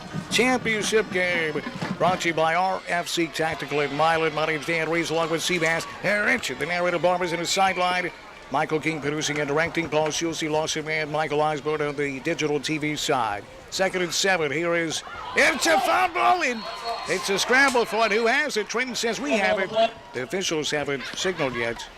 South Gibson somehow got back on that football. Wow. A huge break for South Gibson. That ball was on the carpet, and they just couldn't get it. Recovered by South Gibson. Look at that. Trenton had a shot at that one. Jacoby Albee had a real shot at it and couldn't get back on top of it. I just have no idea how they came back up with that football. I don't either. Their heads knocked together like a couple of coconuts. Did you say coconut? Coconut. 3rd and 10. South Gibson at the Trenton 40. This is Duncan under center, rolling left, looking to throw. He launches downfield and had a man open through it, just wide of it. I mean, just wide. He was looking for Tyler Lambert. Buick at the 25-yard line of Trenton, just out of his reach. And Kylan Wade was the only man there in coverage that time, and he had a step on Kylan, and a little more touch right there, and that's a completed pass. Looked like he had the inside and the outside route, both of them open. He did, and with the athletic ability of Lambert, he had room to cut that upfield if he'd made the catch before he had the fan route, just a little overthrown. Huge right here. It's 4th and 10. South Gibson at the Trenton 40. They keep it on the ground. Work it right side. Trying to bounce outside, but can't. A beautiful tackle. 2 Bears combined to bring down Lambert. It looked like in there on that tackle was Isaac Dehod, and that's his family watching in Chicago. Look at here, baby boy Dehod. What a beautiful tackle to stop this. What could have been it. Look at that. And I bet that is Dehod. I'm going to tell you what, that had to hurt the ball carrier because his head kind of hit that ground pretty hard on that tackle. You know, Kylan Wade was in there, but Dehod slammed both of them. Isaac Dehod, the Chicago product here in Trenton. Hey, he plays for the Bears. Not the Chicago Bears. So here's Trenton taking over 1st and 10 from their own 37. As Driggers goes under center, he'll hand it off, working right side. Bouncing off a tackler, down to the outside, 40, to the 45, cutting back inside, at the 50, into South Gibson territory, running down to the 45, and taking off his feet at the 44-yard line. That's going to be a gain of 17. It's that man again, London Burkett. Boy, he's a good running back, Eddie Bew. Yeah, that's just a simple dive, and it's defended well at the point of attack, but they can't wrap him up. He kicks back outside and picks up a big gain there. Boy. Big kid. I mean, Justin, he should have been stopped after a 1-yard gain. Oh, yeah, he's just a big boy. He's every bit of my size, maybe less a few pounds, but he's a big fella for an 8th grader now. 6:41 remaining. Trenton trying to put this championship game away, leading 22-8. Driggers under center. That tight formation. Driggers, he'll hand it off. Oh, he'll keep it himself to the 40. Breaks a tackle, 35, and he's tackled at the 35. It's a gain of 9 as we hit the sideline. Richard, the narrator Barber. Yeah, we referenced those 8-minute quarters, guys, and it seems like we just started the 4th quarter, and now we're just like 6 minutes and some change left in the game. We did just start the 4th quarter. Yeah. Yeah, it's only less than 2 minutes in. Well, let's see. That's what I thought. 7:39 p.m. Central Daylight Time. This game kicked off a little over an hour ago. It's like Ryan Rollison pitching tonight. 2nd down and less than a yard. Trenton from the South Gibson 35. Driggers directing traffic. Back under center he goes. The bunch formation here on the near side. He'll hand it off. Working right side is that workhorse, London Burkett. He needed half a yard. He got it. He's taken down at the 34. He'll have a yard. He'll have a first down at RFC Tactical. First down for Trenton as that clock keeps ticking. Viewed out of 5:22 left. Peabody trying to wrestle away the championship trophy from South Gibson Middle, who's been dominant in middle school.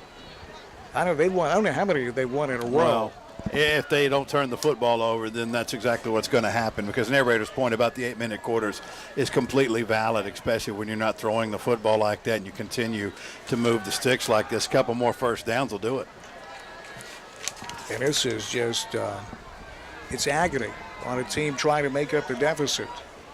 1st and 10. Here's Drager's going to keep it. 30. Trying to bounce it outside. Spins out of the tackle. Fumbled. It's a ball's on the ground, and South Gibson has it. Wow. I mean, Drager's trying to fight for extra yardage. And that looked like, we got to watch this RFC Tactical replay view. It looked like South Gibson just ripped the ball away from him. Boy, they did. And Driggers was fighting, man. He had the ball out there. You got to, I know you're spinning around, but you just got to take care of that football. Oh, on the recovery, the fumble is Tyler Lambert. Well, having a dad as a coach, he's going to hear that a little bit. Oh, it's Tyler Lambert made the all-conference team. Austin Friend, Taylor Galloway, Ty Duncan, Colby Duncan all made it from South Gibson. We'll run down Trenton's all-conference players. From the 29, their own 29. Still alive. Here's South Gibson Middle. They sweep it far side with some room. 35 to the 40. Along the sideline to the 45. And finally, ushered out of bounds near midfield. There's that speedster, Colby Duncan. They trying to spring him to the outside. The clock certainly is Trenton's ally and the enemy of South Gibson View, but a quick touchdown here. Who knows? Yeah, because honestly, South Gibson County really hasn't been outplayed tonight. Not really. The big plays have killed them. It's those big plays to Keith that have absolutely killed them, but I mean, they've been productive when they've had the football. 22-8. Trenton leads this middle school championship game over South Gibson. 1st and 10, South Gibson from their own 49. Ty Duncan under, now they direct snap. Right back there to the workhorse, and not much room for Tyler Lambert. As we hit the sideline, there's all sorts of room for Richard. The narrator, Barbara, here's the narrator. Guys, I'm going to send a shout out to somebody. You're not going to know his name, but he's important to Gibson County sports. He would be considered the Gibson County sports historian. Gary Smith started working at the Herald-Gazette, I believe in 1974, has recorded all of these sporting events in Gibson County all these years. His name once more. Gary Smith. Gary's a great American, I tell you that. Wonderful human being. Reminds me a lot of me. Here's Lambert sweeping right side. They got him in the backfield. They dump him at the 46-yard line. Wow. It's Ed Burns and company Buick, a huge defensive play for the Bears. And I get it. You are who you are, but you don't have this luxury anymore, right, Danny? No. You just don't. You're 14 points down with 3.5 minutes to go. I know it's not your thing. You don't have a choice. You have to put the ball in the air. Yeah, Jacoby Albee blew that play up. He's a young man that had a 41-yard touchdown reception. Yeah. You know him, Justin, and that was a huge defensive play. Well, I tell you what, the DNA on this field, we were talking about Albee, he's got an older sibling that plays at the high school that's really good. And then you got Ed Burns, who's the son of a big Milan grad. Here is South Gibson on 3rd and 12. Direct snap again to Tyler Lambert. Lambert nearly lost the handle, regained control. He'll move ahead for a gain of 6 yards. That'll bring up 4th down and 7. Lambert made a great play just to hold on to that. But honestly, seriously, Danny, an incomplete pass would have been better than that right there. You gain 3 yards, this clock continues to run. An incomplete pass would have been much better than that. Well, you just don't have a... but you got to try it anyway. Just don't have a Derek Lee on the team. I don't disagree with you. Or Key, sorry. They roll left, looking to throw it. Launch it downfield. That ball is caught at the 35. Wow! And tackled at the 34-yard line. I don't know how he caught it. I don't know how the ball got through the defender, but Tyler Lambert somehow clutched that pass, and he's going to pick up 20 yards on 4th down and 10. And I think that was Key that was trying to jump this route for the interception, Danny. Oh, wow. He was there. Is there not some great football players in this game, narrator? Yeah, it is. And, the future of Gibson County football looks bright. These two teams, great talent on the field. 1st and 10 for the Trenton 34. On the ground they go to the 30. Bouncing outside to the 25. Down near the 20. Inside the 20 and tackled at the 19-yard line. That's a gain of 15 yards on 1st down. The scat back that time on the carry is running that football, running it well, was Devin Harris. Put that foot in the ground, Dave. You seen him put that foot in the ground, plant, and accelerate? I'm telling That's you. how the big boys do it right there. Oh, yeah. These two teams are so talented and so well coached. But the clock, tick, tick, tick, tick. It's down to a minute 42 left. Here's Duncan out of the shotgun.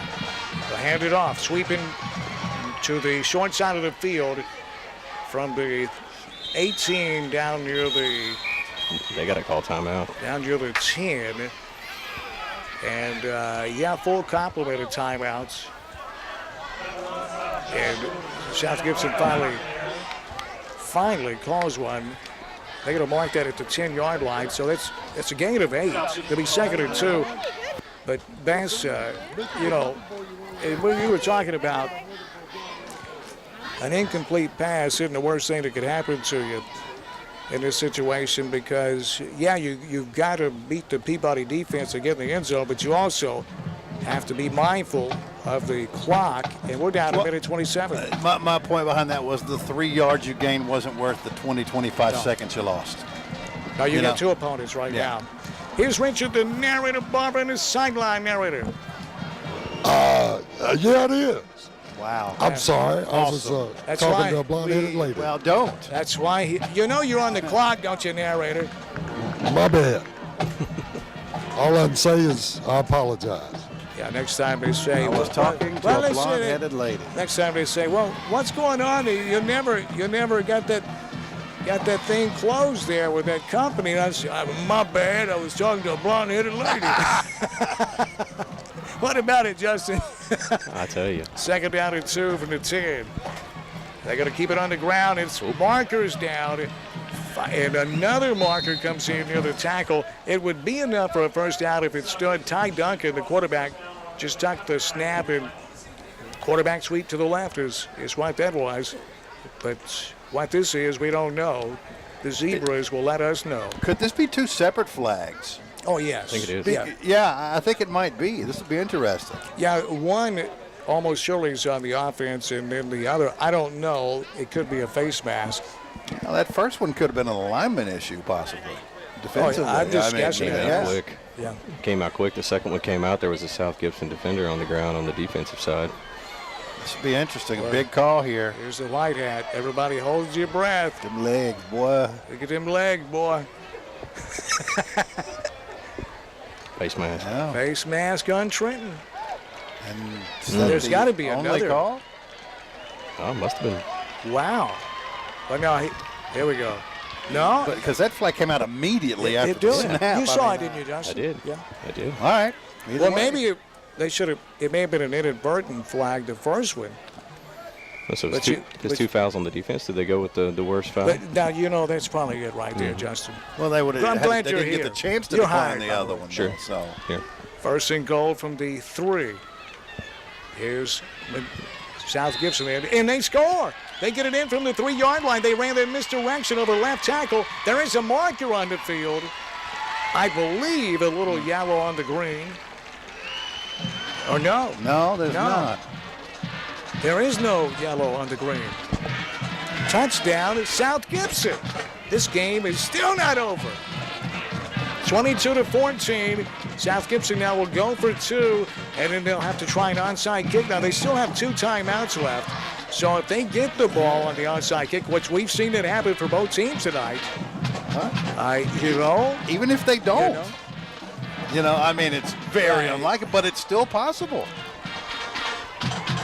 Taking a direct snap, rolling left. They're looking to throw it, and they launch it. It's caught at the 1, but tackled, shoved out of bounds before he can get in the end zone for the 2-point conversion. That was huge right there. If they get that 2-point conversion, now they would have to score a touchdown and be forced to get a 2-point conversion just to send it into overtime. That was Sam Driggers, the quarterback on the stop right there. Driggers, boy.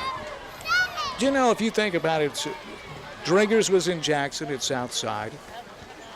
He's coaching with on the staff at Peabody. Tab Val was head coach at North. You know Tab? Yeah. What a great American. Of course, Shane Jacobs was with Tab at Northside. All those guys were in Jackson. Mickey Marley was in Jackson. And now they're all here. It's like Avengers Assemble over here at Trenton. They're getting them all together. It's a great coaching staff all the way around. Not only are they here, Justin, they are loving it. They're just, aren't they beautiful? Yeah, they're having a blast. Well, if you look at the dedication, Tim Haney, and I'm calling out Tim right here, he's a passionate guy about football, and I've known him for a long time, and I tell you what, he has really went out of his way to make sure that they have the best staff here at Trenton. He's an architect, there's no doubt. Holden, how you pronounce it? Where's my dictionary? Here it is. Here's an onside kick, and it's covered up by Trenton, and that's going to just about do it. Bass is right. There's 2 timeouts left for South Gibson, but barring a turnover, it would take a miracle of a magnitude we haven't seen in a long, long time since the last time, really, that you had a date. That's a joke. Last week. So there's no key on South Gibson County, but you get 2 stops here, and you can force 3rd down with maybe around about a minute to go. So you may force them to punt. And you're right, it would take a great play, but it's not impossible. Well, the eternal optimist. The keg is half full. Seabass. Driggers under center.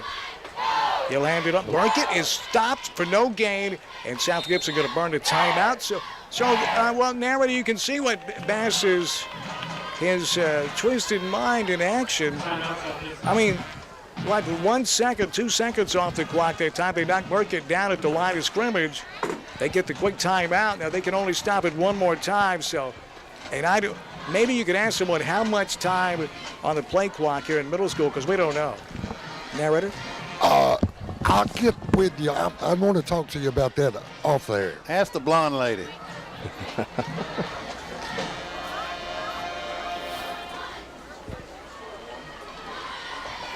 So we're sitting with 1:08 left in the football game. Figure 5 seconds, 5-6. The average play in football lasts 6 seconds. Well, they tell me 40 seconds, same as high school play clock. So you do the math. If they tackle him, if they're able to run 8 seconds off the clock, then they'll burn. Start at a minute and just subtract 40. So you'll have 20 seconds left. Well, this is the play to get to the big play. All you need is one snap. Yep.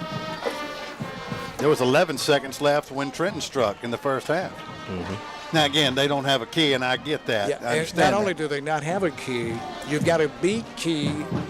He's the last line of defense in the secondary playing safety. So, that's a monumental task. And do you have the arm to get it up over Key, you know? Yeah, I'd have to think not. You got to get a stop here first. 2nd and 9 from the 50. Here's Trenton trying to put this game away, leading 22-14. Driggers, he's going to keep it. Driggers moves ahead from the 50 down to the 46, and they'll get it stopped with 1 minute left. So there's the math for you. It's easy. Well, they let 2 seconds 58. quick off down to 58, so we're going to be looking at about 18 seconds. Well, about 20 seconds, really. They'll try to bleed it down. It may take a penalty. Let's go down to Richard, the narrator, Barber. But it's still, they get a 3rd down here, so I'm putting the cart ahead of the horse because Mickey's going to run 2 plays and try to pick up a 1st down and end the game, narrator. Yeah, there's no way Mickey's going to give his ball up. You know, he's going to run the 2 plays, and we'll just see what happens. It's been a very entertaining second half. First half was great. You know, we saw the big play with Key. Then they come out and you think, well, 6 points might win this football game. Well, 6 points wasn't going to win nothing. Well, both teams have turned the ball over. The difference is that Trenton, Rosenwald cashed theirs in, and it's still, you go back to How about that? The huge play to end the half of the 69-yard catch and run for a touchdown by the phenomenal Derek Key. Well, there's still a lot of work to do, guys. It's 3rd and 4, a long 4 here, and you got to get this stopped. 3rd down at 5. Right at 5, you're right. You got to stop them here if you're South Gibson. From the South Gibson 46, here's Trenton trying to put the game away. Driggers under center, tight formation, 1 man in the backfield. That's Burkett. He gets the call. Burkett, he breaks a tackle to the 40. Inside the 40, Burkett runs down to the 36-yard line, and Burkett runs Trenton right down to a championship. All they've got to do now is kneel on the football twice, and they're going to collect the trophy, and they'll be the champions of Gibson County Middle Schools Athletic Association championship game, and they would finish unbeaten if they can hold on here. Mickey would have them at 9-0 in the champions. Yeah, they ain't got to do that. They just got to snap it one time. That's right. it. Well, you're right. Yeah, that's it. That's it. They'll take a knee in this game. This championship will belong to Rosenwald. You know, if I got a second, I want to say one thing about Mickey Marley down here. I know they're fixing to snap this ball here. I'll let this happen, and I'll tell you guys. We will give you plenty of time to talk about Mickey Marley. How about that? Cash me outside. A countdown to a championship. 15 seconds, and Driggers under center. He'll take that snap in the victory formation, take a knee. And Mickey, look at Mickey, said, look at him there, he's saying, get back, wait till the time clicks off the clock down to 1. It's triple zeros, and the countdown to a championship is over. Trenton, Rosenwald Middle School, 9-0. They win the Gibson County Middle School Athletic Association championship in this bowl game, brought to you by RFC Tactical in Milan. We'll talk with Justin Scott, the owner, here in just a moment. But what a game, 22-14. You know, you go back to the final play of the first half with 11 seconds left. 69 yards from the end zone, knowing they're going to get the ball to start the second half. Trent it looked like they were, with the first 2 plays they ran, they were fine with just running the clock out and going to the locker room, tied. They had 3 timeouts. They only took 1 of those. And then that's when the magic happened on the final play of the first half, when Sam Driggers hit Derek Key on a little crossing pattern about 5 yards across the middle. Key had to reach back behind him to make a great catch. Used both hands. He escaped 2 tacklers right when he made that catch. Escaped 2 more tackles. And really, you got to give him credit for 5 tackles he eluded, because Colby Duncan had an angle on him, and he caught him inside the 10 He didn't catch it. He got close enough to dive and trip him up, but Key kept his knees up like he's coached to do, so there was no foot to trip up, and Key hit the end zone. It looked like that John Stallworth play in the Super Bowl, taking a short pass. Stallworth went 75 yards against the Cowboys. Key goes 69 yards against the Hornets, and he looked like John Stallworth with that big leg kick as he made his way 69 yards to the end zone, and that ended up being the difference in this game. Yeah, and you know, this game last couple of years, I mean, it's been so one-sided for the most part. South Gibson County, it's been so dominant. But if you're out there and you're thinking, well, this run that Trenton's on right now on the high school level, you know, it's just a couple years, but it'll cycle through. Well, no, I don't see any end of that in sight anytime soon. You know, and I know the people in purple over there going, wait a minute. People in purple have a chance to do something about it. It's Trenton's taking over. Yeah. They are the marquee team in Gibson County these days. It's no longer Milan. I mean, Could have been. But they've beaten Milan 3 out of the last 4 years. That's wild to think about, isn't it? It is. I mean, you know, back in our day, Justin, you didn't even consider this a rivalry. But now Trenton has won 3 out of the last 4 games at Milan.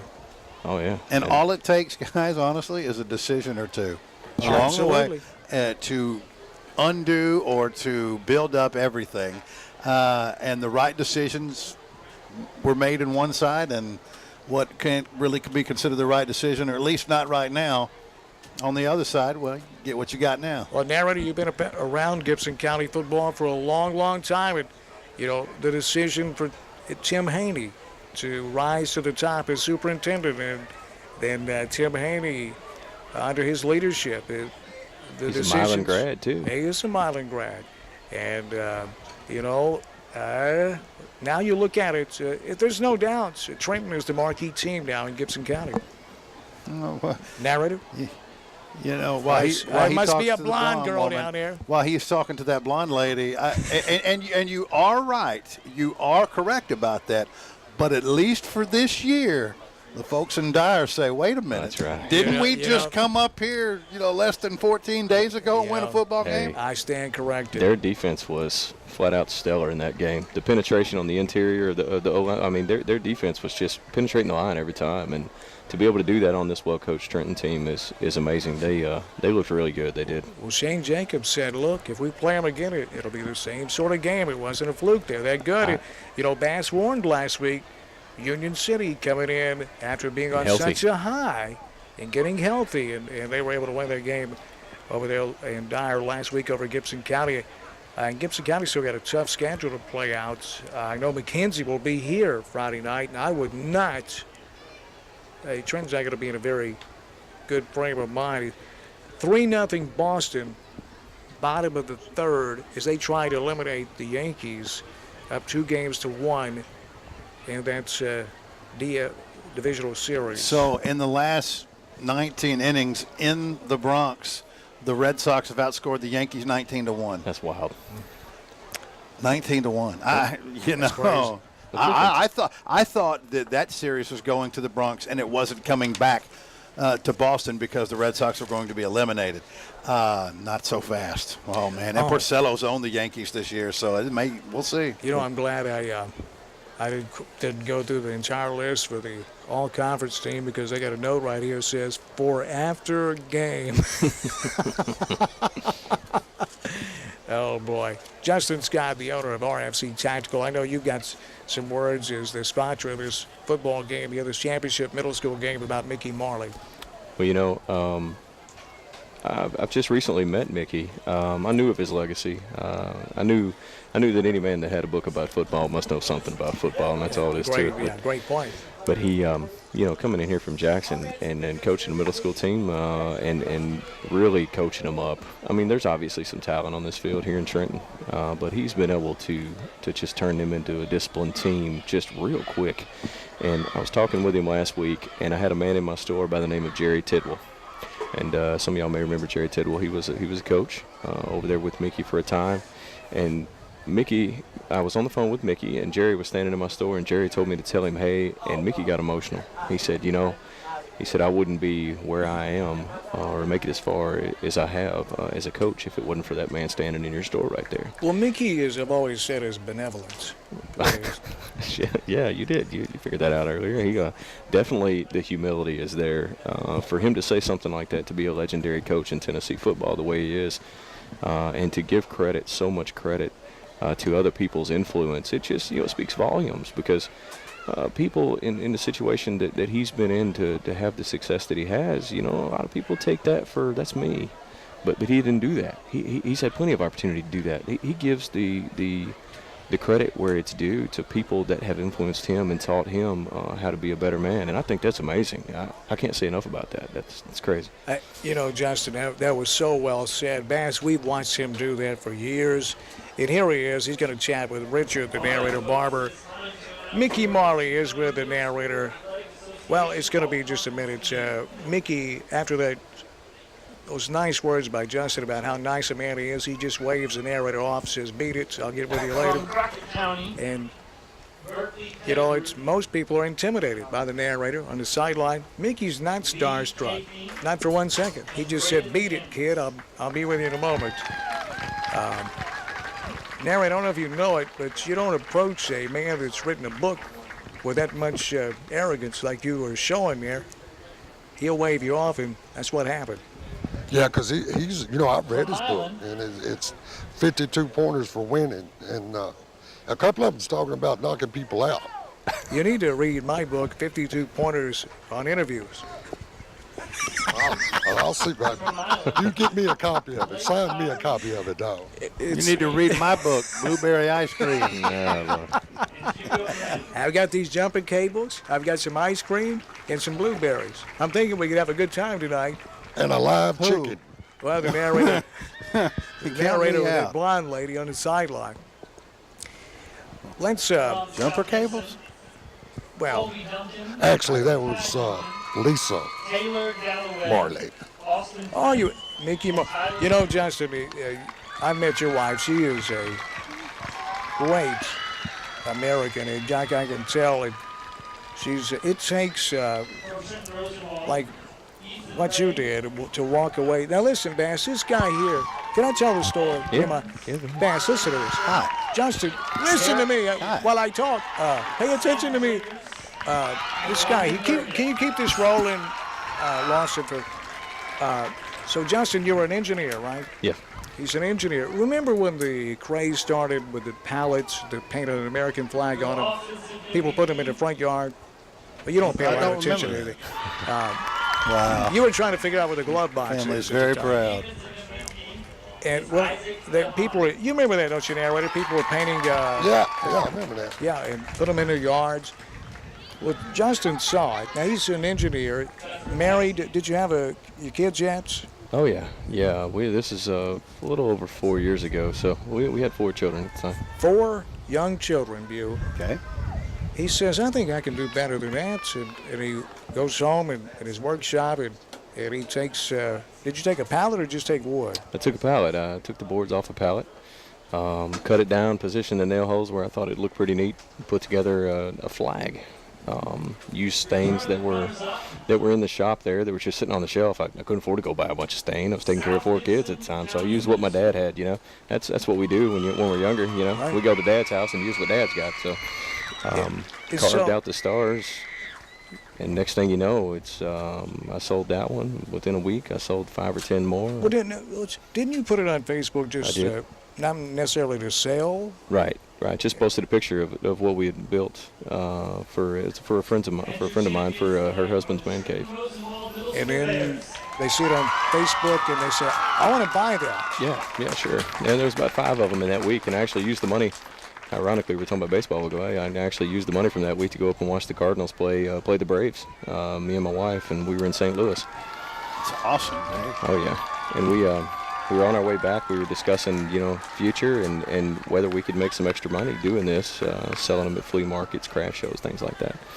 And I said, well, I got some extra money from the sales. You think I should run an ad on Facebook? keeps prompting me to.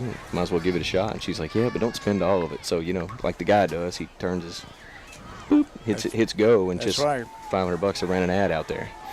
Well, I sold, I forget the exact number, but I want to say it was 507 pieces at $140 each off that one $500 ad on Facebook. And I was like, okay, well, I've got to hire people because this is wild. I didn't know that I was going to have to build this many. I couldn't reach up and turn off the faucet fast enough. And so it all started in my basement. I had my dad come back, and my sister's daughter, my niece, was having a kidney transplant in Boston. My dad flew back from Boston after the surgery, but everything was good, and he come down to help me. And next thing you know, we're building flags, and we moved into a shop. We hired 20 people. That shop got too small. We bought a bigger one. We hired 50 people. We were at 54 people working 7 days, 12 hours a week for over a year. And we've slowed down a little bit now as far as our numbers because we've become more efficient and everything. But it went from basement and me being an engineer and my wife a nurse to both of us quitting and running a multi-million-dollar business based off of wooden flags, of all things.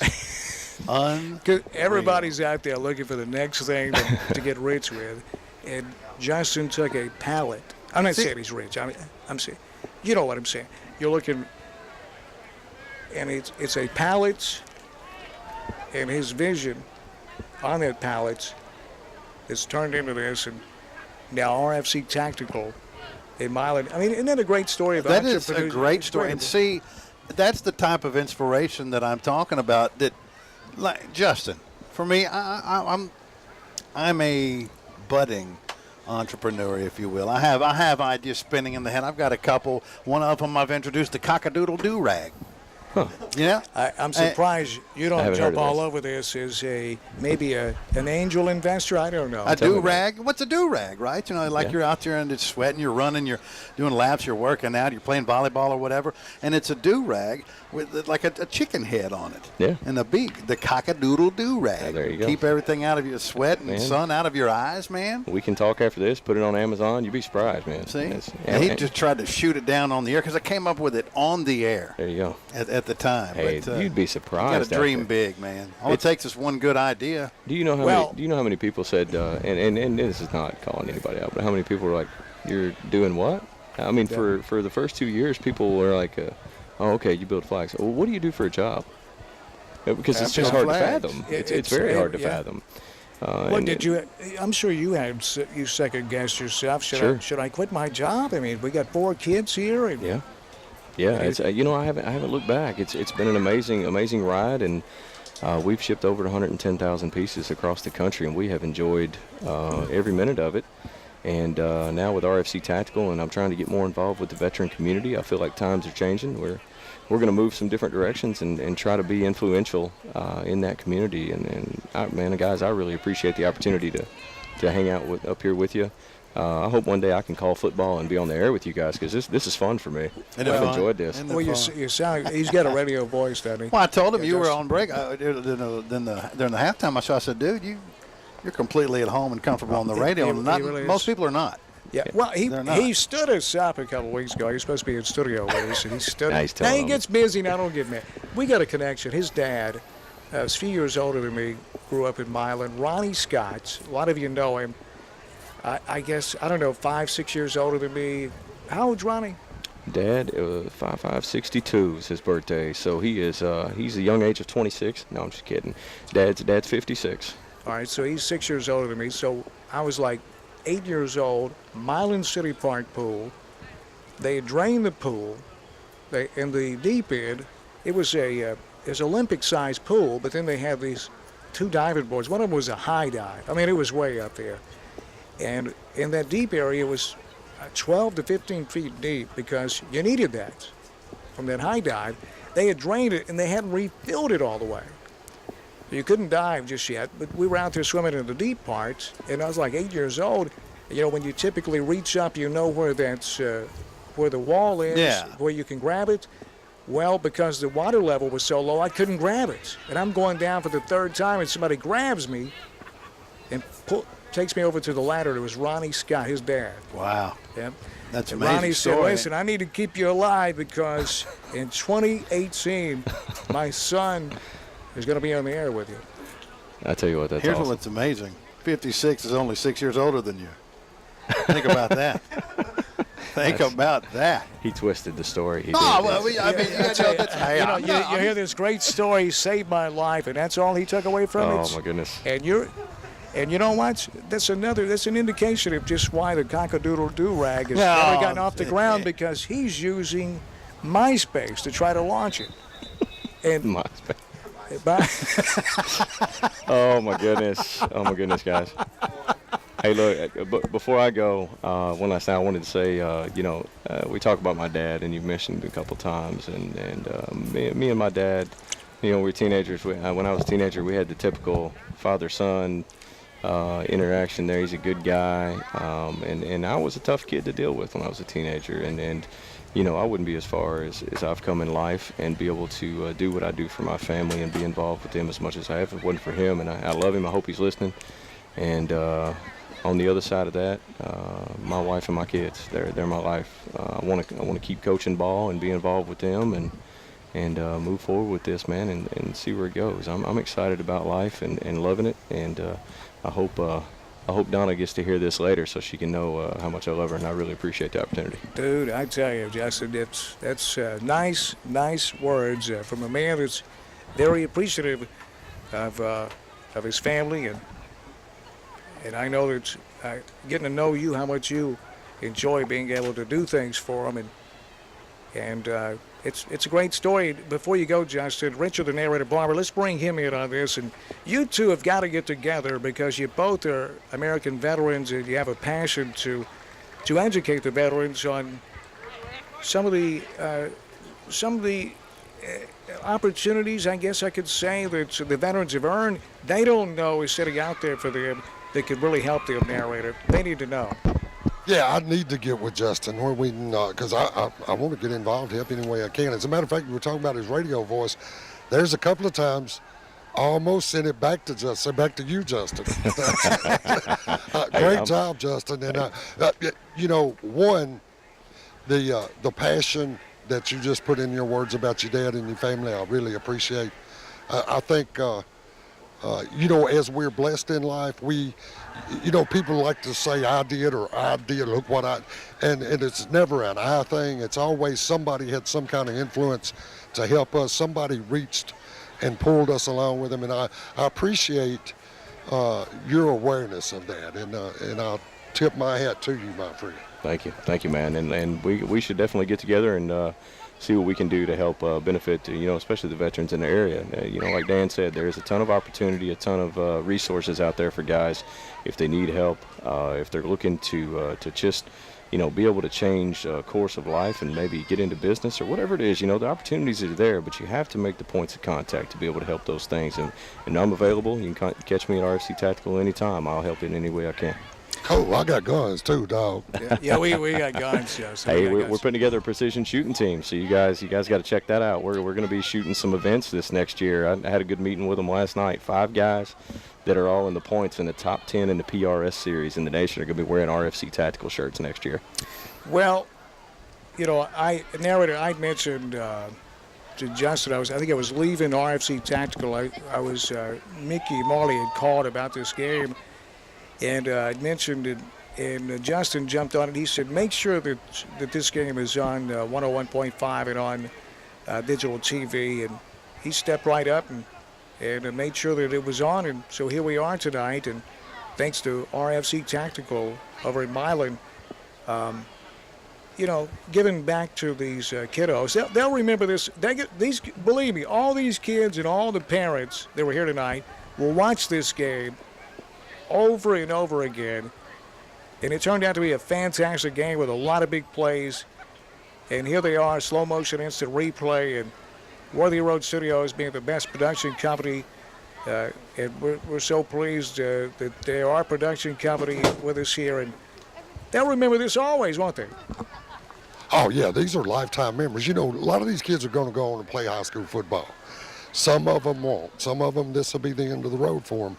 But they will always, 15, 20, 30 years from now, they'll be talking about this football game because this was a game that they had some impact in. You know, this was their football career. So it's whether they go on or not, it's huge for these kids. Now, this game, you could watch the replay. It'll be up here momentarily, really, I believe. Check this out, guys. They're running down Mickey Marley, going to get him with the Gatorade. Look at that. He stopped. You get that? We got it on camera right there.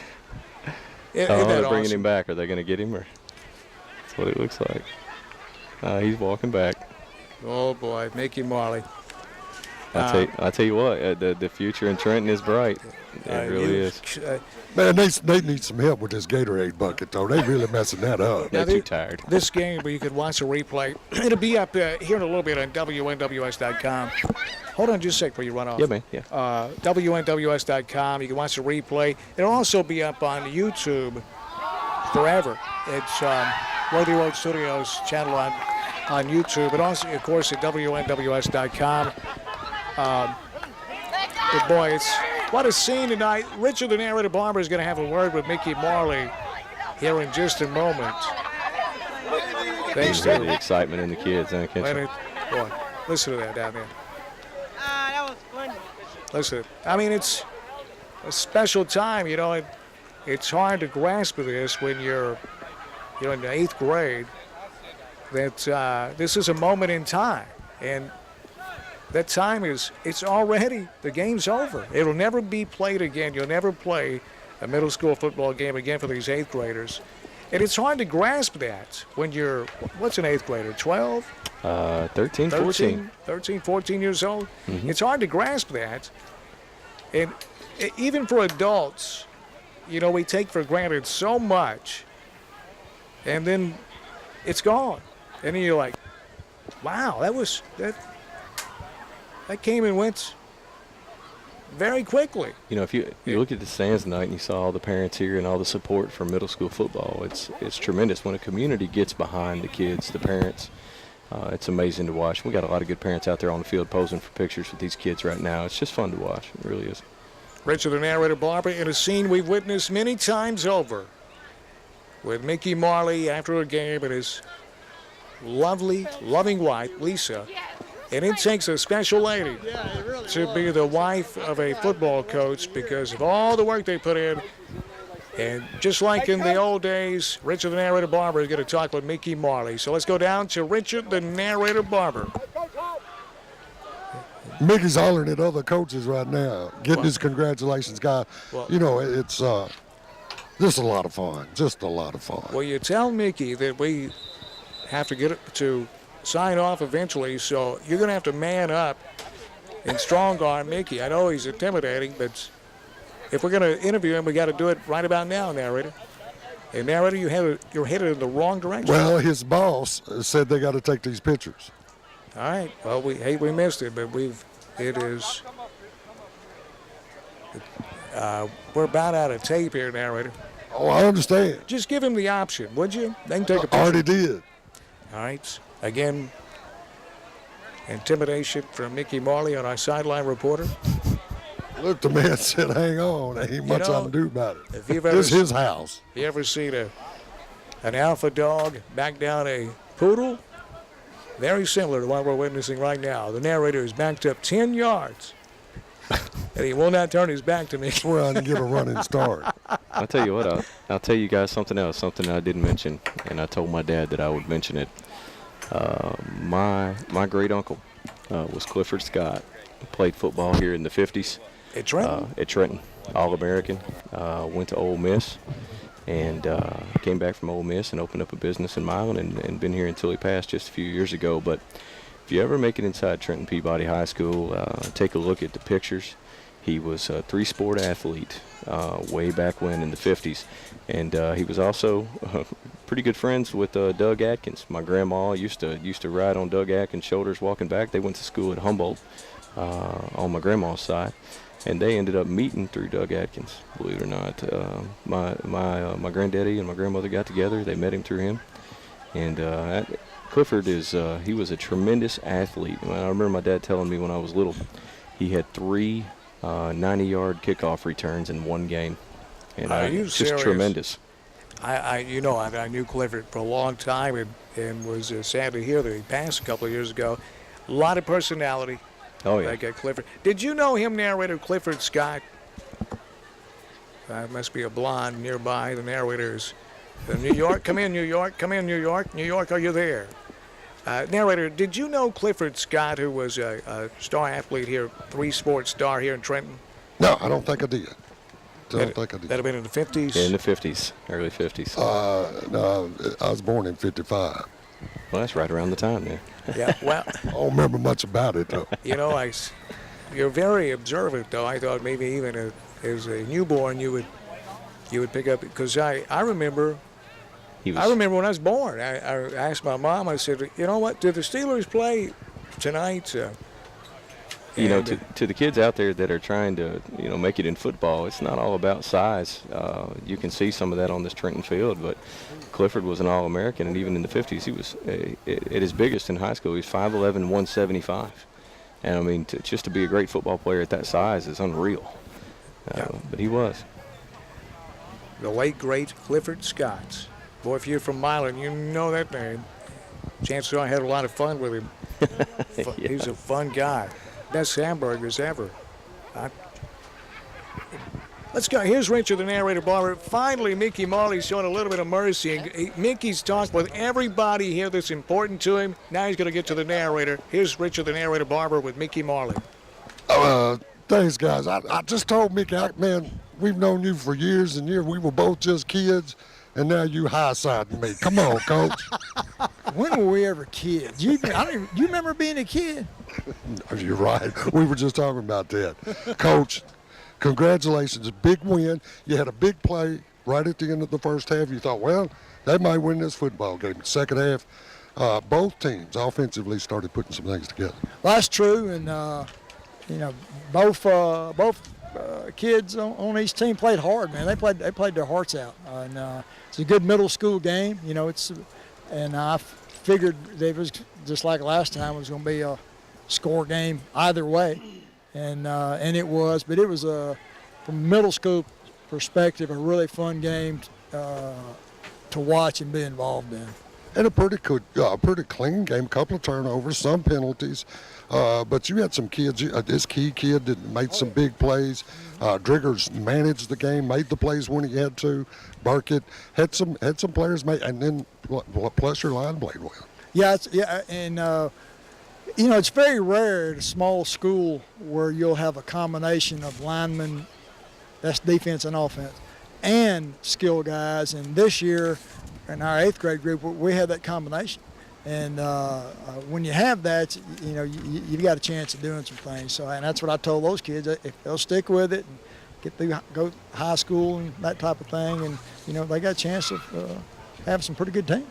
I talked to some Trenton folks here after the game while I was waiting on you, Coach.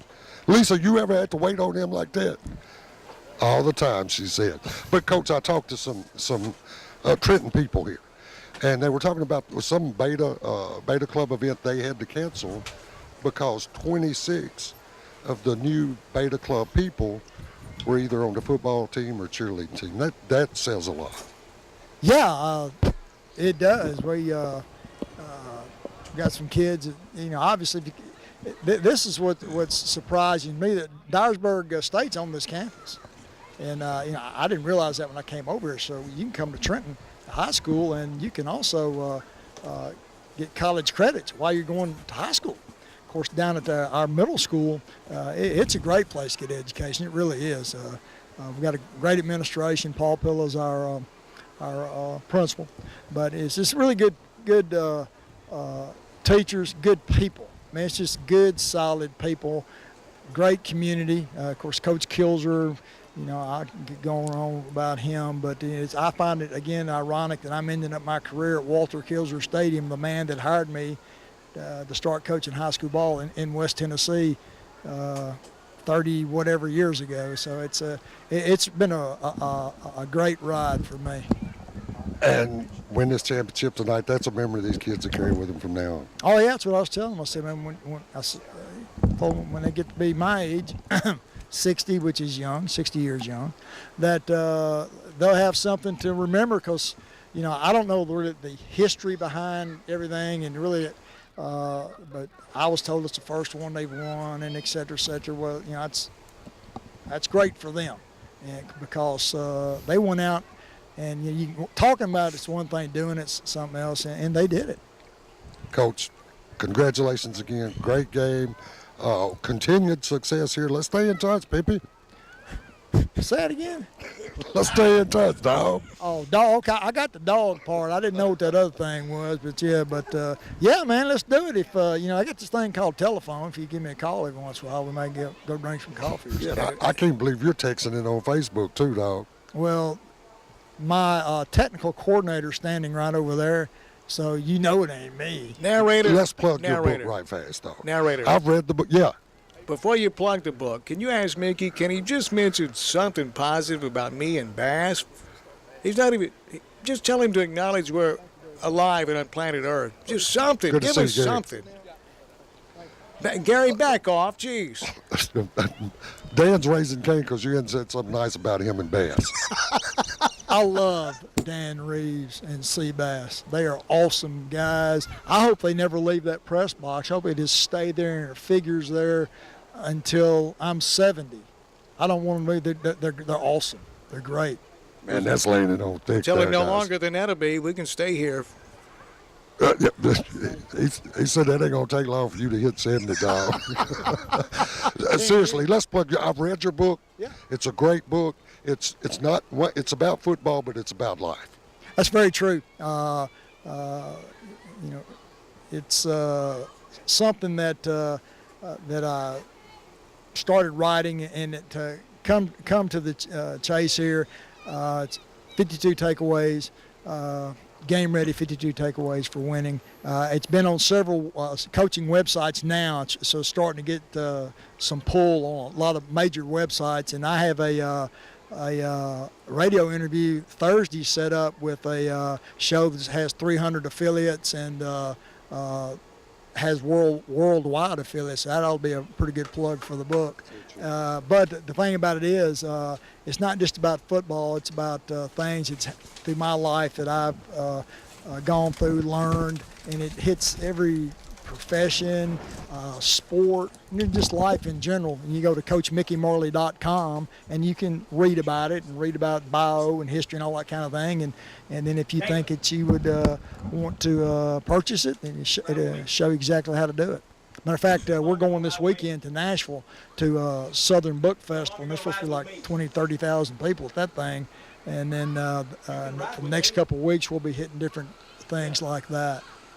Coach, again, great to see you, man. We miss you in Jackson. Let's do some coffee, dog. We can do it because I still live in Jackson now. So, hey, we'll do some coffee and we'll kick back. And Bass, Dan, you've got to be there when we're drinking coffee. Because if you're not there, I'm just not going to drink it. I'm just going to sit there and just wait. So thank y'all. No, man, I appreciate you. You know that. I've known you guys a long time, and Bass and Dan and yourself y'all are great people. 101.5 is an outstanding radio station, and man, it's been just a great time being with you guys, and not only doing the shows like we did in Jackson, but doing this right here. So brings back good memories. Good memories. It does for all of us, Coach. Again, congratulations. Hey, narrator, hang on. Narrator, one more thing. He says. Mickey wanted me to remind him, so that's what I'm going to do. He wanted to thank RFC Tactical and Justin Scott because they stepped up to sponsor this game tonight. He asked me to remind him, so I'm doing it. A reminder about RFC Tactical. Yes. RFC Tactical was instrumental in supporting our game. Really, those folks are top notch, and I talked to them the other day, and man, it was just awesome what they did, and other sponsors did also, but RFC Tactical was outstanding. Coach, we'll see you soon. You told me a couple of years ago football coaches don't have off season. Well, now that I'm in middle school, I'm going to watch my grandsons every Saturday anyway, so hey, my off season now is watching my grandsons. There you go. We knew that. Coach, you're looking great. You sounded great. Congratulations. See you soon. You bet. Thank you. Boy, it brings back memories right there. You think that's the first time he's ever been called Pimpy in his life? Pimpy, yeah. He's that translate. Man said again. we didn't have to reach for a dictionary at that time. We had to reach for the Ebonics. And, well, I mean, it's a book. And that meant, nice job, friend. But how that translated. Okay, Justin Scott, before we get out of here, by the way, there's two more people to mention. Paul Schulze's daughters went to school here in Trenton, and they're off to college and then off to careers. They're two wonderful girls. Rachel and Sarah Schulze went to high school here. And my niece Brianna graduated high school here last year, and niece Hannah Howell is a freshman this year at Peabody. I love you, Bug. So Bug is one of Bass's favorites. And Justin, your kiddos go to school here as well. It's Trenton, and for a town this size, the people here get it because not a lot in the way of jobs and opportunities. So the school means everything. Sure. And they get it here. Well, it's, Gibson County over the years in manufacturing has, declined. They've picked up a couple of big companies here lately to help, try to improve the ability to get jobs. Tyson coming to Humboldt, and I give them credit for being able to take on that task. That's going to be a big facility with a lot of help. But the school here is absolutely tremendous. If you're moving to this area, and over the next couple of years, there'll be a lot of people moving to this area to go to work at Tyson. I encourage you to look at Trenton. I've been went to school at Milan. I went to school at West Carroll for 4 to 5 years. Matter of fact, the coach over at West Carroll, Josh Wolf, guy I played football with for years and years, and he's done a tremendous job over there. Did a great job. Yeah, I was talking to him the other day. He's excited. I'm sure he is. 6-1. That's awesome for them. But Trenton is a tremendous school, great administration. Tim Haney leads the pack here. Put together great coaching staff. They have good baseball programs, great football programs, basketball. And we're looking at some options moving forward, some things we can do to enhance the facilities, looking at some turf options, things like that we've discussed, and want to be involved in making this school and these facilities the best around. And if you come and see them, you'll see why Trenton is a good choice. My daughter is a junior, and I want to mention her. And my other kids, they play sports, and Kylie is the instrument player. She plays the piano. She can play a ukulele. She plays the flute. She is just tremendous as an artistic, the ability she has. And like I said, she has to get stuff from her mom because I can't play a thing. But a tremendous kid. She's made a composite score. Now she's in junior and she gets to take it again. She made a composite score of 35 on her ACT. Beaufort, did you hear that? I did hear that. She's fixing to be. She's had 36 in 3 out of the 4, or 2 out of the 3. I can't remember which one it is. But she's going to go to school somewhere really special representing Trenton. And it's just amazing to have the kids spread out across the school system doing the different things they do. The one that's in the band and fixing to be valedictorian of this graduating class next year. And then my 8th grade daughter was homecoming queen. She's a pitcher for the softball team. I got my boy that just tried out for middle school basketball today, and then I got one in elementary. It's the whole school system through and through. I can't say enough about it. Tremendous people. That's awesome. Before we get out of here, the Gibson County Middle School Athletic Association All-Conference Team brought to you by RFC Tactical in Milan. From Crockett County, Berkeley Pettigrew, Lee Cathy, Braden McCandless. In Milan, the All-Conference Team, Blake Lowry, Aiden Tharp, Tyler Cherry, Hugo Graham. From South Gibson, Colby Duncan, Ty Duncan, Taylor Galloway, Austin Friend, Tyler Lambert. From Trenton Rosenwald Middle School, Ethan Ray, Ed Burns, Corey Mitchell, Sam Driggers, London Burkett, London Burkett, that's how you pronounce it, Burkett. And believe it or not, Derek Key found his way into that team. And the champions, the Trenton Rosenwald Middle School Bears, they finished the season 9-0. South Gibson, another great year. They finished 7-2. Their only 2 losses, 2 8-point losses to Trenton. So that'll do it for us. Justin, before we leave, though, Saturday, give us the details right there. It's RFC Tactical in Milan, and we'll talk about the All Veterans Reunion coming up as well. We'll talk about that tomorrow on the show. Sure. 10 a.m. Saturday. We're going to have food, live music. We're going to have some big sales on firearms and gear all day in the store. I'm going to be there. It's one of my weekends off from coaching travel ball, so I'm going to enjoy the time. It's the only weekend I could really work out to do an event before hunting season. But I want to be involved, want to meet people, and cut you some deals. You come out and check us out. We've got a great-looking store. We carry a lot of good equipment. It's a different type of store than what everybody's used to in the area. You don't walk in and look at the counter, and it's not the same old stuff that's been in the gun shop for 30 years anymore. We carry a lot of gas guns, a lot of piston-driven guns, the upper-end stuff, great scopes. And you want to talk about hunting and looking good, we can outfit you. And we want to get more people involved or put it out for the invitation. We're bringing in special operations guys to take hunting this year at a duck hole. If you're an experienced duck hunter and you want to be involved, or even if you're not and you just want to cook some food or hang out with these guys and meet them, veterans in the area, let's get together and show these current active duty special operations guys a good time, take them hunting and show them what Tennessee's all about and why, when they're done with the military, why they should move here. Justin, thank you so much. Justin Scott, RFC Tactical. He's a great American and American veteran. And he sponsored this game at RFC Tactical in Milan and also Rustic Flag Company. That'll do it for us. Thanks to Justin Scott. Thanks to, hold on for you, run off.